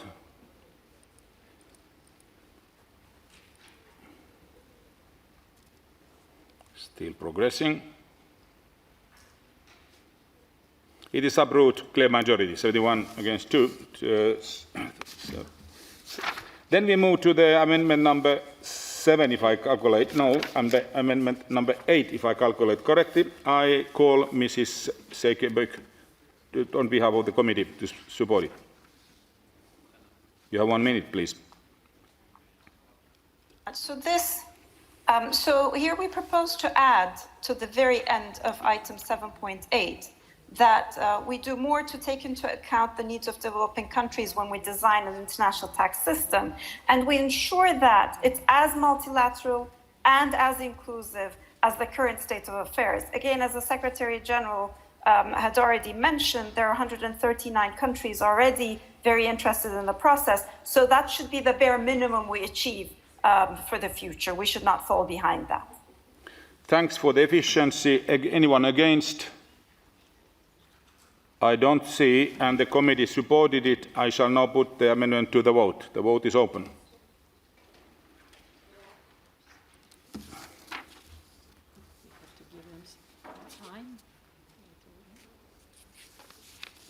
Yes, I allow the time for voting.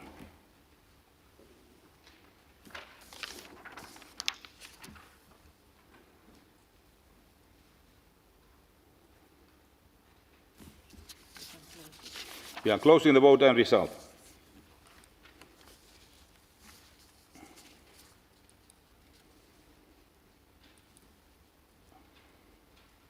Supported by clear majority, 78 against 3. And now we move to the final stage of decision-making on this draft resolution. We will vote on the draft resolution as a whole, as amended. So now the vote is open for the whole resolution as amended.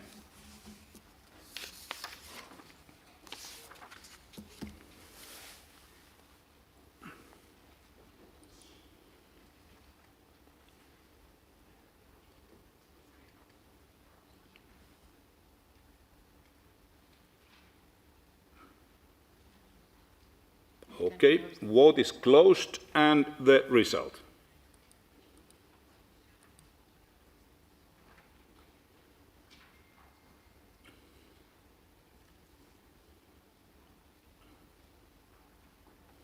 Super, excellent. 92 against 2, 7 abstentions.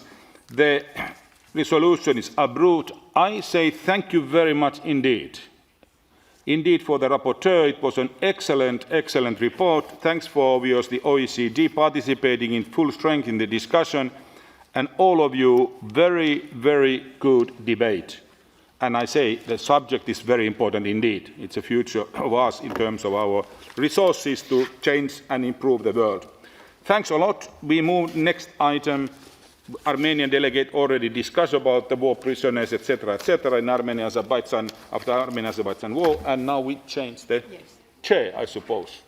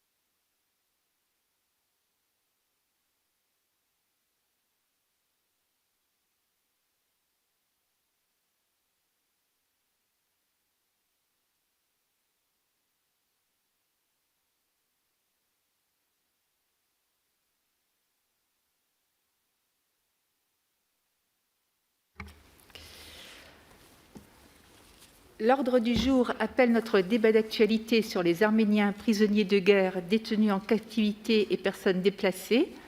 Ce débat durera un peu moins d'1 heure puisqu'il se terminera à 18 heures. Le temps de parole de chaque intervenant est fixé à 3 minutes, à l'exception du premier orateur désigné par le bureau parmi l'un des initiateurs du débat, qui dispose, lui, de 7 minutes. La parole est à M. Alain Milon, premier orateur désigné par le bureau. Monsieur Millon, c'est à vous. Mes chers collègues, le groupe PE a souhaité que nous puissions donc tenir ce débat d'actualité consacré aux Arméniens prisonniers de guerre, détenus en captivité et personnes déplacées. Je voudrais en préambule rassurer notre collègue Seyyidov. Le but du groupe PPE n'est nullement d'exagérer la situation ni de créer évidemment des obstacles à la paix.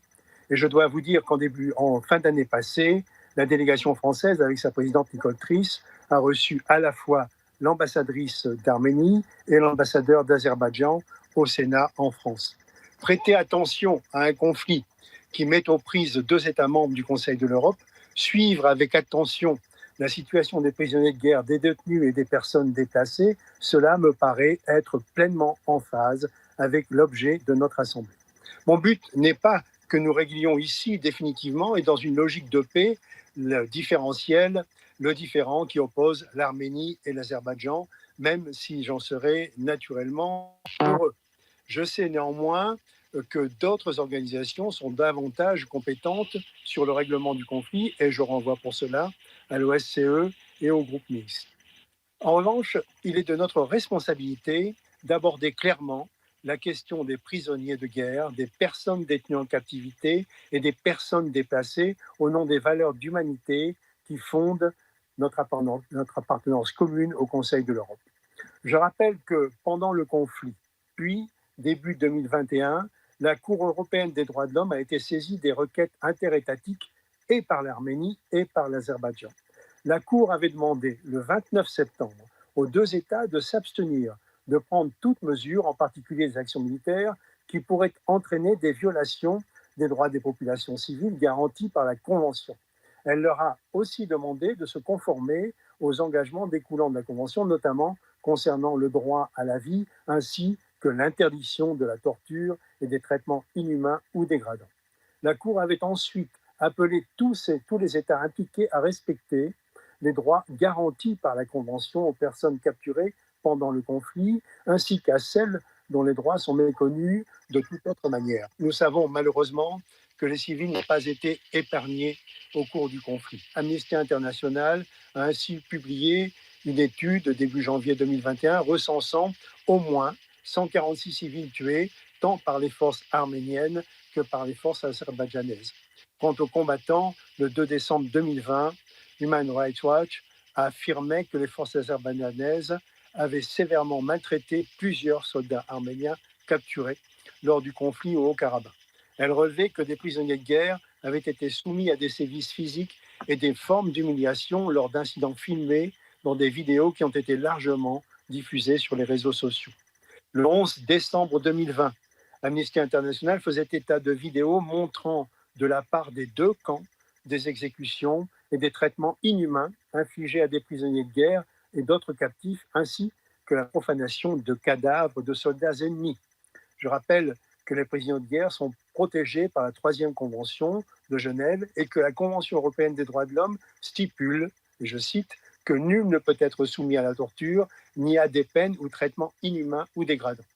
Les faits rapportés par les ONG méritent assurément de la part des deux camps des investigations indépendantes et impartiales afin d'identifier les responsables et de les traduire en justice.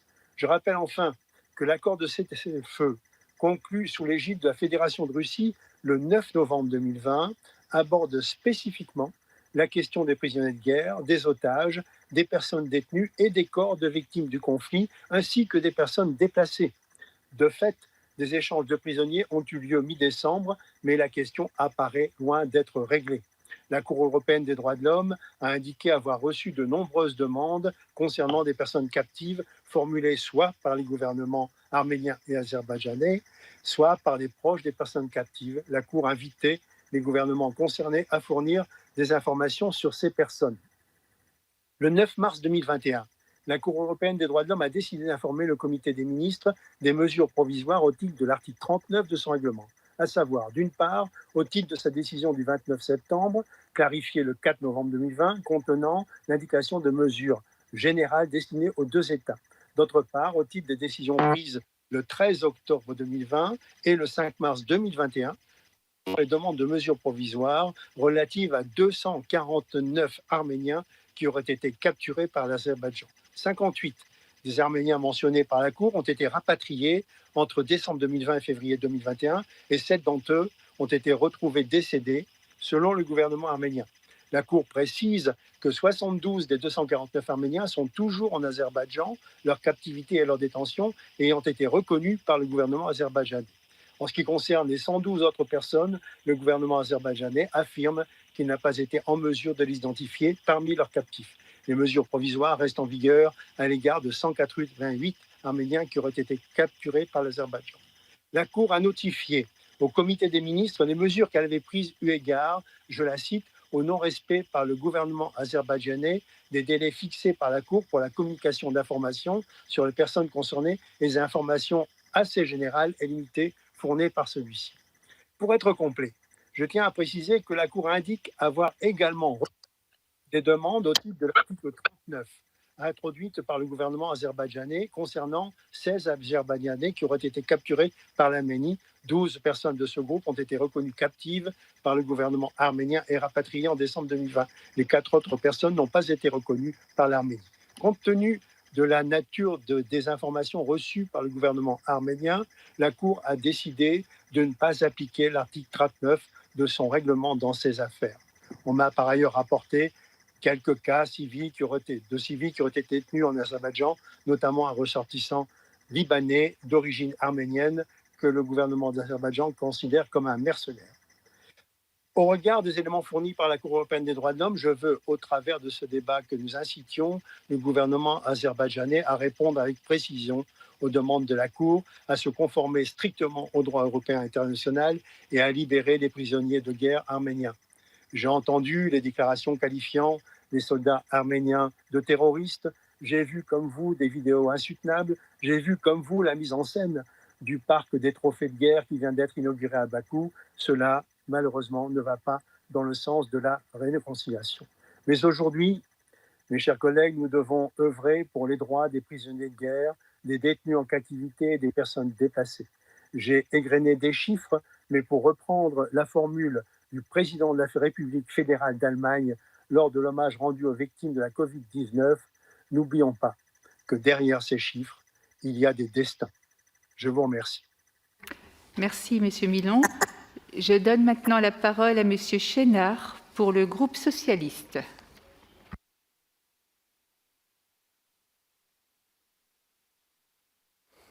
Danke sehr, Frau Präsidentin, liebe Kollegen und Kolleginnen. Ich spreche hier für meine Fraktion und weniger als Berichterstatter für Aserbaidschan. Und wenn ich vielleicht als jemand, der nun doch schon über ein Jahrzehnt hier in dieser Versammlung ist und sehr viele dieser Diskussionen gehört hat, einen Wunsch äußern darf, so respektieren wir, dass jetzt die Waffen schweigen. Wir müssen auch hier keine Streitgespräche zwischen Armenien und Aserbaidschan hören. Das wäre nur eine Bitte, um auch diese Versammlung zu respektieren. Manchmal ist ein Krieg leichter als der Frieden, denn der Frieden verlangt Versöhnung, Großzügigkeit und Respekt gegenüber jenen, die man bekämpft hatte. Und in diesem Sinne kann ich unserem Sprecher, der hier die Einleitung gemacht hat, nur Recht geben. Ja, es gab zwischen Armenien und Aserbaidschan bereits Austausche. Die Frau aus dem Libanon ist im Libanon zurück. Aber es sind noch immer Menschen vermisst und vor allem sind eine erhebliche Anzahl von Soldaten gefangen in Aserbaidschan. Das Wichtigste, und ich nehme hier immer Worte, die ich höre, ernst, wenn man sagt, jetzt ist die Zeit, nach einem 30-jährigen Konflikt, nach einem extrem blutigen Krieg, in dem so viele tausend Soldaten und Zivilisten getötet wurden, jetzt bedarf es den Respekt gegenüber dem anderen und das Kämpfen um den Frieden, das Kämpfen um die Versöhnung. Das ist etwas, was das Allerwichtigste ist. Und deshalb ersuche ich Aserbaidschan, und ich appelliere hier an Aserbaidschan, nicht herum zu diskutieren, sind die jetzt nach dem Ceasefire oder wann auch immer diese armenischen Soldaten inhaftiert wurden, sie sind nach Hause zu entlassen, ohne Wenn und Aber. Und wenn man Kriegsverbrechen zur Anzeige bringen will, gibt es internationale Foren und nicht innerhalb von zwei Ländern, die gerade einen Krieg ausgefochten haben. Lasst bitte diese Soldaten zu ihren Familien zurück, aber es gibt auch noch immer Soldaten und Vermisste auf beiden Seiten, die auch noch zurückkehren. Das ist so. Und nun leben wir in einer Situation, in der wir jetzt zur Versöhnung aufrufen sollen und Respekt brauchen. Bitte beendet diesen Park der Kriegstrophäen. Das ist eine Verhöhnung des Gegners und schafft in keiner Weise ein gegenseitiges Verständnis. Ihr seid Nachbarn, ihr müsst auch weiterhin Grenze an Grenze miteinander leben. Sperrt diesen Park zu. Danke. Merci, Monsieur Chénard. Avant de donner la parole à Madame Louis, je voudrais juste que Monsieur Howell et Monsieur Gavan se préparent à prendre la parole ensuite en visio. Donc la parole est désormais à Madame Louis pour le groupe ALDE. Madame la Présidente, chers collègues, le drame du Haut-Karabakh n'est pas clos et ne le sera pas tant qu'un seul citoyen restera indûment prisonnier. Les droits humains ne sont pas des abstractions, ils ne se négocient pas, ils ne s'instrumentalisent pas, mais surtout ils engagent chaque État membre, non pas par de simples déclarations, mais surtout par des actes. Le 9 novembre 2020, la convention tripartite censée mettre fin aux hostilités au Haut-Karabakh aurait dû amener, au titre du paragraphe 8, à la libération de tous les prisonniers de guerre et de tous les civils, et ce, quelle que soit la période à laquelle ils ont été capturés. Si l'Arménie a respecté cet engagement, l'Azerbaïdjan a non seulement continué après la signature de l'accord à capturer des femmes et des hommes arméniens, dont 4 civils, mais refuse de libérer tous les prisonniers. Il y aurait au total plus de 200 prisonniers arméniens dont nous restons sans nouvelles puisque l'Azerbaïdjan entretient une certaine opacité autour de cette situation. Cette entrave au rapatriement des citoyens arméniens est une violation du droit humanitaire international et notamment de l'article 118 de la 3e Convention de Genève qui prévoit que les prisonniers de guerre seront libérés et rapatriés sans délai après la fin des hostilités. Il convient de rappeler le principe selon lequel nul ne peut être arbitrairement détenu et après l'arrêt des hostilités, aucune justification de détention n'est légitime. Pour refuser le rapatriement de ces citoyens arméniens, l'Azerbaïdjan nie le statut de prisonnier de guerre à ces derniers et indique qu'ils auraient été capturés après la signature de l'accord de cessez-le-feu et les qualifie de terroristes. Or, il convient de rappeler que ces derniers, au jour de la signature de l'accord, ont été pris au piège dans la poche d'Ardrout, l'un des principaux fronts lors du conflit, ville encerclée, mais non encore occupée par les forces turco-azerbaïdjanaises. Compte tenu de ce contexte, ces personnes relèvent pleinement du statut de prisonniers de guerre et doivent être rapatriées. Ce statut visé par les textes internationaux. En outre, il existe de sérieux soupçons quant au traitement inhumain dont pourraient être victimes les prisonniers, fondés notamment sur des vidéos particulièrement édifiantes et des rapports d'ONG, dont celui du 19 mars 2021 de Human Rights Watch, qui affirme que ces crimes peuvent être classés et qualifiés en tant que crimes de guerre. La Cour européenne des droits de l'homme a demandé des informations sur les conditions de détention sans obtenir de réponse, ce qui malheureusement ne peut que conforter ces soupçons. L'inauguration très récente du parc des trophées à Bakou par le président Aliyev, qui expose des casques de soldats morts et des mannequins de scie représentant des soldats arméniens dans des postures dégradantes, témoigne du climat d'hostilité qui perdure et de ce climat également de haine qui est entretenu. Il est urgent d'appliquer le droit, il est urgent de libérer ces prisonniers, et il est urgent de rétablir une paix pérenne. Merci, Madame. La parole est maintenant à Monsieur Howell pour le groupe des conservateurs. Il n'est pas là? Bon, on va passer à Monsieur Gavan pour le groupe de gauche unitaire européenne. Est-ce que Monsieur Gavan est là? Oui. Good afternoon, thank you. On behalf of the United European Left, I want to welcome the opportunity to debate this very important issue.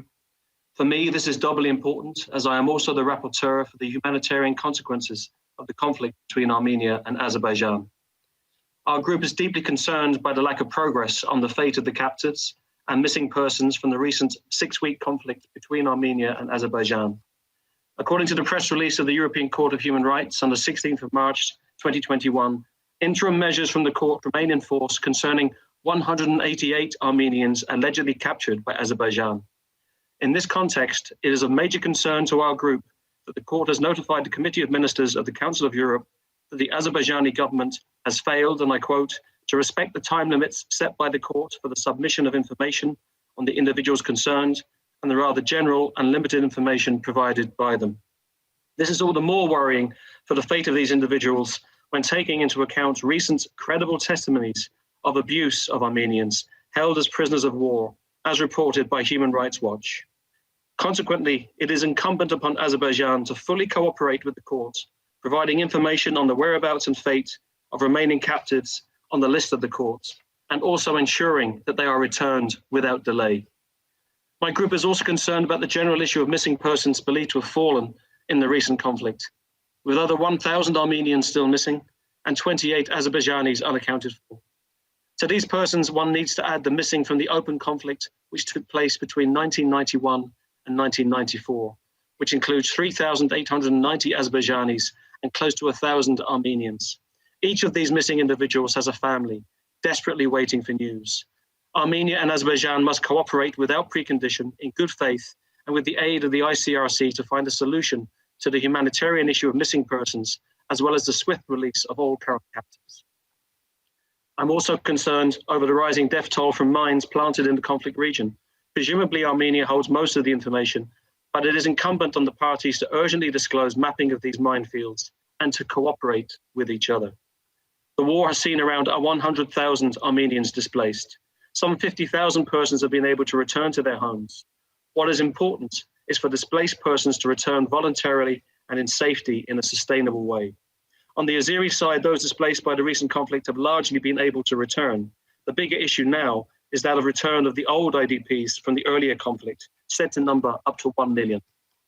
In conclusion, my group believes that there can be no end to the humanitarian consequences of this long-standing conflict unless a political solution is found.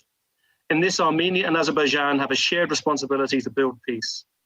First steps should include identifying and returning all captives, locating missing persons, cooperating on removing mines, respecting and protecting each other's cultural heritage, refraining from hate speech, ensuring the voluntary, safe and dignified return of displaced persons, and promoting truth and reconciliation.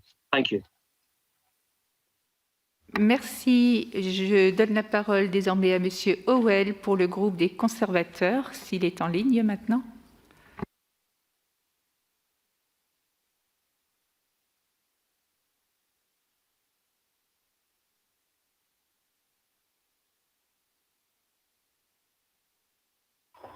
Thank you, Madam President.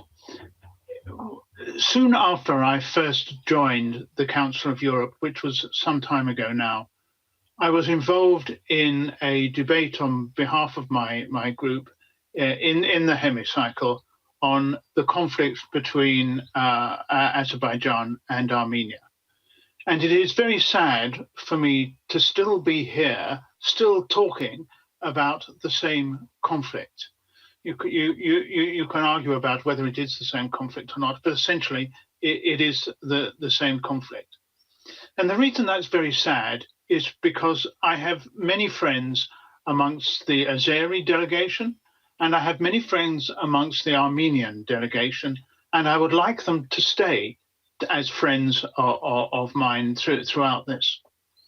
I think it is a disaster for the Council of Europe as well, to have two member states, and actually quite prominent member states, fighting amongst themselves in bloody conflict in their own territories, and not to have done anything to have sorted them out.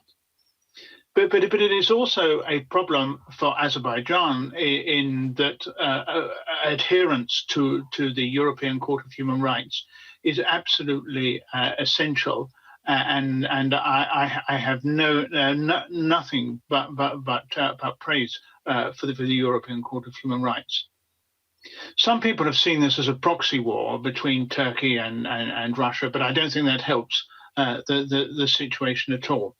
But what it is obvious to see from the enormous number of press cuttings and the coverage that there has been internationally is that Azerbaijan does have a problem with Armenians that it should return to Armenia, and it should return them. And I agree with Stefan Schenek, no ifs, no buts. They should be returned. But there are also Azerbaijanis on the Armenian side that also need to be returned. We, as a council, need to foster reconciliation. No one side wins out of this sort of conflict, and I simply cannot take sides in this conflict. But I do urge both sides to be sensible about this, to continue with the reconciliation and to continue with the dialogue, and hopefully to come to a resolution of the issues that are outstanding between them. Thank you. Merci. Je continue avec la liste des orateurs. Monsieur Kiljunen de Finlande.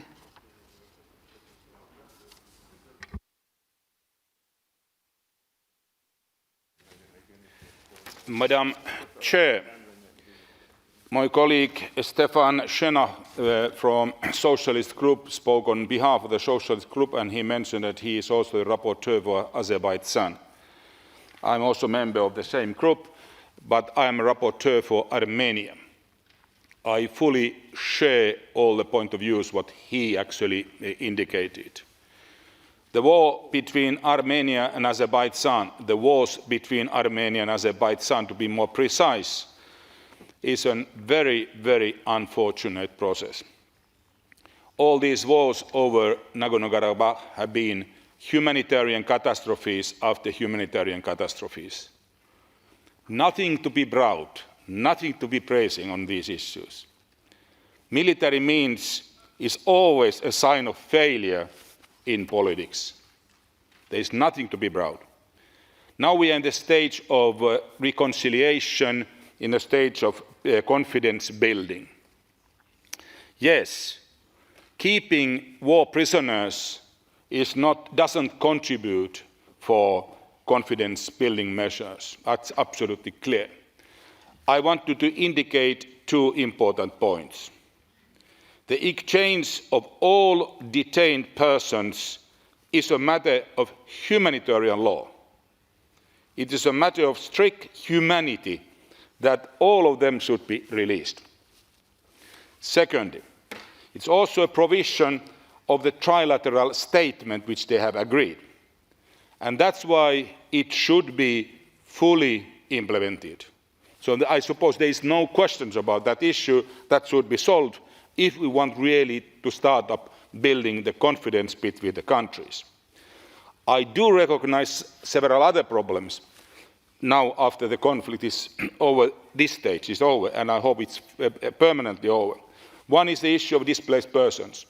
There are 50,000 Azeris who have returned back, but there are lots of mines, lots of problems, reconstruction work, etc., etc., and I really hope that both countries can agree how to clean out the mines, how to use also international expertise on those issues. There are a third issue also, which is very important. It's a cultural heritage. The area is rich of many types of cultural heritages. I really hope that the both sides can agree to fully continue supporting, in this way, also the construction work, reconstruction work, and confidence building. Thank you very much, Madam. Merci, monsieur. Je donne la parole à monsieur Fournier de France et monsieur Jafarov d'Azerbaïdjan suivra. Madame la Présidente, mes chers collègues, je remercie notre collègue Alain Milon pour sa présentation équilibrée des enjeux. Il me paraît important que notre Assemblée tienne ce débat d'actualité consacré aux Arméniens prisonniers de guerre, détenus en captivité et personnes déplacées. La Cour européenne des droits de l'homme a été saisie à plusieurs reprises pendant et après le conflit. Elle avait notamment appelé tous les États impliqués à respecter les droits garantis par la Convention aux personnes capturées pendant le conflit, ainsi qu'à celles dont les droits sont méconnus de toute autre manière. La Cour européenne des droits de l'homme a reçu de nombreuses demandes concernant des personnes captives, formulées soit par les gouvernements arméniens et azerbaïdjanais, soit par les proches des personnes captives. La Cour invitait les gouvernements concernés à fournir des informations sur ces personnes. Le gouvernement arménien a répondu aux demandes de la Cour, mais le gouvernement de l'Azerbaïdjan n'a pas respecté les délais qui lui avaient été fixés et n'a fourni que des informations assez générales et limitées. Dans la résolution que nous avons adoptée tout à l'heure sur les priorités stratégiques du Conseil de l'Europe, nous avons affirmé que les droits humains doivent rester au cœur du cadre stratégique du Conseil de l'Europe et que sa priorité absolue doit être la mise en œuvre de la Convention dans tous les États membres. Nous avons aussi appelé à défendre l'autorité de la Cour européenne des droits de l'homme. Alors, soyons ce soir cohérents avec nos votes de ce début d'après-midi. Nous devons appeler l'Azerbaïdjan à répondre complètement aux demandes de la Cour européenne des droits de l'homme et à appliquer pleinement la Convention qui affirme le droit à la vie et interdit la torture ainsi que les peines ou traitements inhumains et dégradants. Je m'étonne de l'écart entre le nombre de requêtes reçues par la Cour et le nombre de captifs reconnus par l'Azerbaïdjan. Que sont devenues les 112 personnes mentionnées par la Cour que le gouvernement azerbaïdjanais affirme ne pas être en mesure d'identifier? J'appelle ici solennellement le gouvernement d'Azerbaïdjan à libérer les prisonniers de guerre arméniens et les autres captifs. C'est un pas indispensable pour aller vers un règlement durable du conflit. C'est un pas indispensable pour respecter les valeurs que nous défendons ici, à l'Assemblée parlementaire du Conseil de l'Europe. Je vous remercie.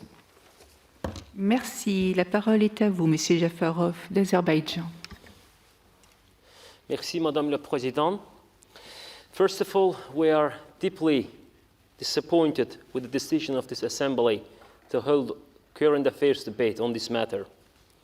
And secondly, we are even disappointed more when this Assembly holds this discussion in unilateral manner.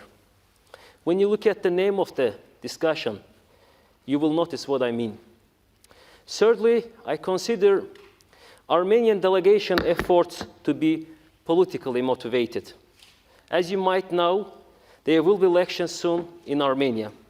And this is the effort to show to their people that they are still useful. And they are doing this by using the pain of the families. And they should refrain to abuse this platform for their personal interest. This should not mean that we are running from any discussion. We are always ready to defend our positions in any format.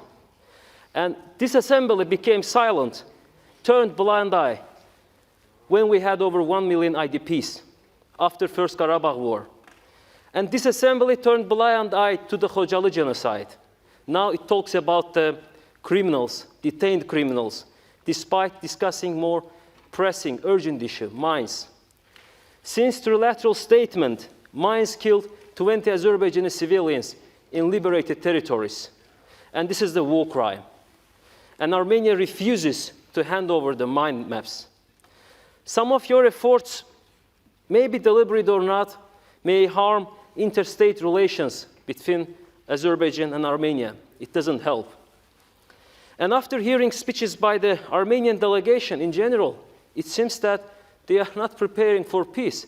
They are preparing for revanchism. I recommend them, go back to your country and prepare your people for the greater peace. And finally, I want to show a picture of a member of this assembly, Mrs. Zohrabian. I don't know, is this you? I saw this on the Facebook. S'il vous plaît, yes. On veut bien les paroles, mais pas les photos. She noted that hit the Mingechevir reservoir. And I also asked from Mr. Stefan Schenek, maybe he also could clarify this matter, whether is this true or not. If so, it's a terrorism. Do we support terrorism here? Thank you. Merci. La parole est à Monsieur Huseynov d'Azerbaïdjan. J'aimerais qu'on reste correct, c'est-à-dire que c'est un hémicycle où on s'exprime en parole, mais ce n'est pas la peine de montrer des photos, des drapeaux ou d'autres objets. Merci. Thank you, Chair. Dear colleagues, during the First Karabakh War, over 4,000 persons disappeared from Azerbaijan. They are captives and hostages. Armenia did not return any of them. During the last Karabakh War, Azerbaijan returned the bodies of 1,500 soldiers to Armenia. On November 10, 2020, a trilateral agreement was signed and hostilities were officially ended. According to the agreement, the exchange of prisoners was carried out according to the principle all for all. Azerbaijan handed over 44 prisoners to Armenia, Armenia 14 persons. The criminals who committed military invasion and provocation in the territory of Azerbaijan after the end of war can no longer be considered as prisoners. There are international laws and conventions, and we must base our decisions and opinion on the laws and that have been commonly adopted. International norms and rules define such people as war criminals or, more precisely, terrorists. All detainees were recruited from the Shirak region of Armenia to serve in the armed forces of Armenia and were sent to the territory of Azerbaijan to commit sabotage and terrorist attacks against the servicemen of Azerbaijani armed forces and the civilian population. This is official information. All detainees were sent to Azerbaijan territories by Armenia beginning from November 26, 2020, that is, after the entry into force of the case ceasefire achieved by trilateral statement. Dear colleagues, trilateral joint statement signed by the leaders of Azerbaijan, Armenia, and the Russian Federation has ended the conflict between Armenia and Azerbaijan that lasted for 30 years. However, it did not end the animosity and hatred towards Azerbaijanis in the Armenian society. Today, anyone who dares speak about reconciliation and peaceful coexistence with Azerbaijan is treated as traitor and called Turk as a dangering slur. Instead, irresponsible and dangerous ideas of revanchism and intolerance are propagated at the state level and unfortunately shared across the whole political spectrum in Armenia. A few days ago, President Ilham Aliyev stated that Azerbaijan was ready to sign a comprehensive peace agreement with Armenia, but Armenia declined to do so. Therefore, those who are trying here at any cost to defend unjust Armenia with the help of groundless arguments should advise their friends to go finally the right way. Thank you. Merci, monsieur. La parole est désormais à monsieur Melkumian d'Arménie. C'est à vous. Merci, Madame la Présidente, chers collègues. Au cours de la guerre à grande échelle déclenchée le 27 septembre 2020 et menée par les forces armées azerbaïdjanaises et turques contre la République Artsakh, le droit civil, de santé, de propriété ainsi que d'autres droits vitaux de dizaines de milliers d'Arméniens d'Artsakh ont été gravement violés. Des crimes de guerre contre l'humanité ont été commis, de nombreux cas de torture et de mauvais traitements de militaires et de civils arméniens ont été enregistrés, décapitations, mortelles, etc.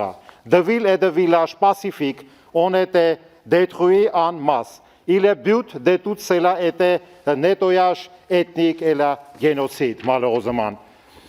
Plus de 5 000 morts. Maintenant, qu'est-ce que nous avons? Plus de 5 000 morts, plus de 10 000 blessés, personnes handicapées disparues. Il y a malheureusement des prisonniers de guerre qui sont maintenant en fait d'otages. Oui, otages. Chers collègues, on sait aussi que le 9 novembre 2021, une déclaration a été signée sur l'échange de prisonniers de guerre selon le principe tout contre tout. Je dois fixer officiellement que l'Arménie donnait déjà tous les prisonniers azerbaïdjanais d'Azerbaïdjan. Et maintenant, il est nécessaire de rendre notre prisonnier. Et alors, on seulement 200 prisonniers. Maintenant, chers collègues, je vous poser des questions suivantes. Et si ce prisonnier de guerre était allemand ou français, comment réagirez-vous? Pendant la guerre, au cours de notre session plénière en ligne, je me suis adressé de Madame la commissaire aux droits de l'homme du Conseil de l'Europe, Dunia Mijatovic, en l'invitant en Arménie Artsakh, peut-être en Bakou, et maintenant elle doit visiter. Elle m'a répondu que cela ne relevait pas de ses fonctions. Et la présidente, qui est responsable du fait que les gens sont tués ou capturés, c'est presque impossible à travailler ainsi. C'est la justice ne doit regretter. Nous comprenons tout qu'après l'agression, on n'a pas mis en pointe, mais une virgule. Rien ne garantit que tout recommence dans un pré-scénario. Notre organisation peut-elle moins donner une évaluation juridique et politique adéquate aux événements ci-dessus mentionnés? Malheureusement, le fait de ne pas procéder à des évaluations en temps opportun aggrave souvent le problème, le rendant presque impossible à résoudre. Alors, n'approfondissez par le problème déjà très profond. Soyez vigilants, nous aurons la chance d'avancer. Allez, rendez-vous nos prisonniers de guerre. Tu n'as pas le droit à la garder. Je viens de commencer en 16 avril dernier, les parents d'Aram Nadjarian et Vassak Gasparian, prisonniers de guerre de la région de Gavar en Arménie. Ils sont de centenaires. Maintenant, les parents de toutes captives écoutez. L'Europe intervient immédiatement pour résoudre ces problèmes. Chers collègues, et finalement, je dois fixer qu'est-ce que nous voulons et qu'est-ce que nous pouvons. J'attends de pression et forcée de mission Aliyev. A členi delegacije Azerbajdžana, Džafar i Huseina, vi должны знать, вы кто? Вы члены страны агрессора или член Совета Европы? Вы держите заложников... J'aimerais qu'on reste dans les 3 minutes imparties. Il y a d'autres personnes qui ont parlé, puis ensuite, voilà, c'est pas très correct. Donc, ce que j'aimerais maintenant, je vais demander à Monsieur Rampi d'Italie de prendre la parole et demander à Monsieur Pisco du Portugal de se préparer puisqu'il est à distance. Monsieur Rampi, c'est à vous. Signora Presidente, grazie. Non è facile, ma è anche un grande onore intervenire in quest'Aula dopo aver sentito gli interventi di 3 colleghi che appartengono a 2 nazioni differenti e che sono completamente coinvolte in questa vicenda. Il nostro intervento qui ha un senso particolare perché questa vicenda non riguarda solo la storia e la vita di questi 2 paesi. E io vorrei davvero che i nostri colleghi armeni, i nostri colleghi azeri capissero che questa risoluzione, che io condivido molto, è davvero un'opportunità. Tutti i nostri paesi, forse ce lo siamo dimenticati, sono passati da vicende molto simili.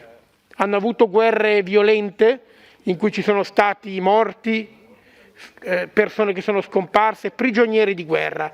Io vengo dall'Italia. La mia nonna però è cresciuta in quella parte dell'Italia che era Austria prima del conflitto e è cresciuta bambina avendo perso il padre nella guerra con l'Italia. È stata un'italiana il cui papà, è stata orfana a 4 anni, era stato ucciso dagli italiani sul fronte di guerra. Austria e Italia erano in guerra e mia nonna è diventata orfana così.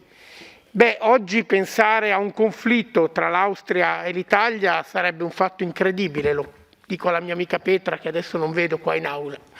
Ecco, allora non c'era l'Assemblea parlamentare del Consiglio d'Europa, allora non c'era un luogo dove l'Italia e l'Austria potevano discutere, potevano ragionare, potevano faticosamente, perché io capisco le emozioni che coinvolgono quando si discute di queste questioni.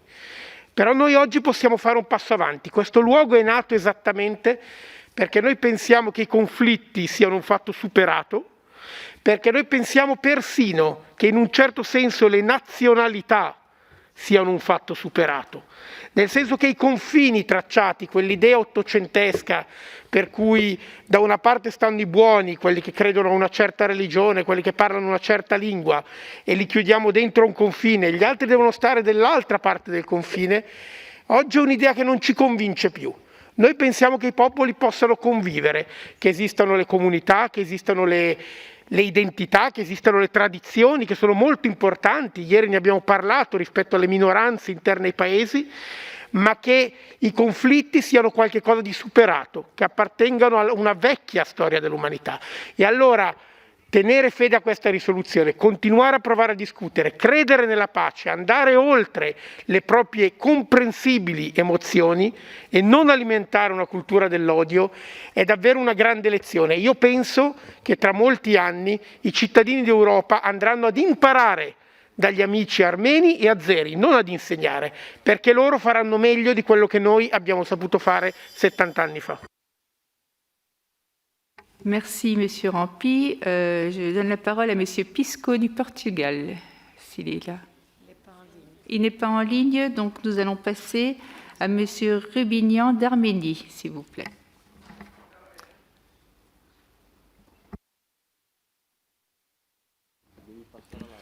Thank you, Madam Chair. Dear colleagues, have you ever been called dogs? Well, my fellow Armenians and I have. It was a couple of months ago when the president of Azerbaijan, Mr. Aliyev, said that they chased Armenians like dogs. Have you ever been called mentally ill? My fellow Armenians and I have. It was around a week ago when President of Azerbaijan, Mr. Aliyev, publicly said that Armenian society is sick mentally and that it needs doctors. Have you ever seen religious monuments of your people being destroyed almost on live TV? I see it almost every month as new reports come from the lands which are now under Azeri control, where Armenian churches are being destroyed. Have you ever seen a racist version of Madame Tussauds Museum? Well, now you can, because last week, again, the president of Azerbaijan opened a so-called trophy park in Baku, where mannequins, degrading, dehumanizing mannequins of Armenian soldiers depicted in chains, dying or wounded, depicted as ugly, stupid, or evil, are displayed. This is real life. And dear colleagues, Azerbaijan has done something that no country in Europe has done during the last some 80 years. They have institutionalized hatred towards Armenians. And in this situation, in this atmosphere, despite of the fact that Armenia has returned all prisoners of war that it kept, despite the international humanitarian law, despite the trilateral statement of November which ended the military hostilities, they refuse to repatriate Armenian prisoners of war and other captives. This is unacceptable. Dear colleagues, we debate many issues in this hemicycle, many complex issues, many multi-layered issues, many issues according to, towards which there may be different points of view. But this issue is not one of them. This is a straightforward issue. This is a black and white issue. Armenian prisoners of war and other captives have to be returned by Azerbaijan. This is a must. This is an obligation. And this should happen. And I hope when this debate is over and when all of you go back to your day-to-day lives or go back to discuss other important but maybe less stressing issues, you will find some time to think about the hundreds of Armenian young guys who are kept as hostages in a country which hates them. Thank you. Merci, monsieur. On reprend monsieur Pisco qui devrait normalement être en ligne et je demanderai à monsieur Ecker de se préparer également à prendre la parole après. Thank you, Chairman. Dear colleagues, maybe our colleagues from Azerbaijan may not like that we hold today this discussion on Armenian prisoners of war, but it is here, in this forum that vote for peace and human rights, that we should discuss and insist until all Armenian prisoners of war, military and civilian, are released and all other questions related to this issue fairly solved. It is an evidence that Azerbaijan is not fulfilling its part of the agreement established in the joint statement signed by Armenia, Azerbaijan, and Russia to put an end to war. The paragraph 8 of this statement is very clear on the compromise assumed by both parts to exchange all prisoners of war, hostages, and other detained persons, including the carried out of dead bodies. Armenia accomplished its part of the agreement, releasing all prisoners. Azerbaijan, after all this time, has not done the same until yet. Where are now Turkey and Russia? Are these countries only partners in war, not to promote peace? It's not only a question of honor, it's also a question of humanitarian principles, it's a question of humanity, it's a question of search for lasting peace. And this is not a problem only of these two countries, it's also our problem of and in the Council of Europe. Azerbaijan is not only violating the referred joint statement, is also violating several major international conventions, which I only refer to the Geneva Convention that provides a wide range of protection for prisoners of war and the international humanitarian law. It is also of major importance that Azerbaijan deliver all relevant information concerning the number of prisoners and their health conditions, because there are justified concerns that they were being submitted to inhuman and degrading treatment, including the use of torture, as several humanitarian organizations denounced. And so it is our duty and our mission in the Council of Europe to do everything we can to promote dialogue and help to restore peace between Armenia and Azerbaijan, demanding full respect for international law and humanitarian principles. We must appeal, therefore, to the goodwill and to the good faith of Azerbaijan to accomplish their objectives. Thank you. Merci, monsieur. Monsieur Ecker de Turquie doit être en ligne. Ce sera notre dernier orateur compte tenu de l'heure. À vous. Thank you, Madam President.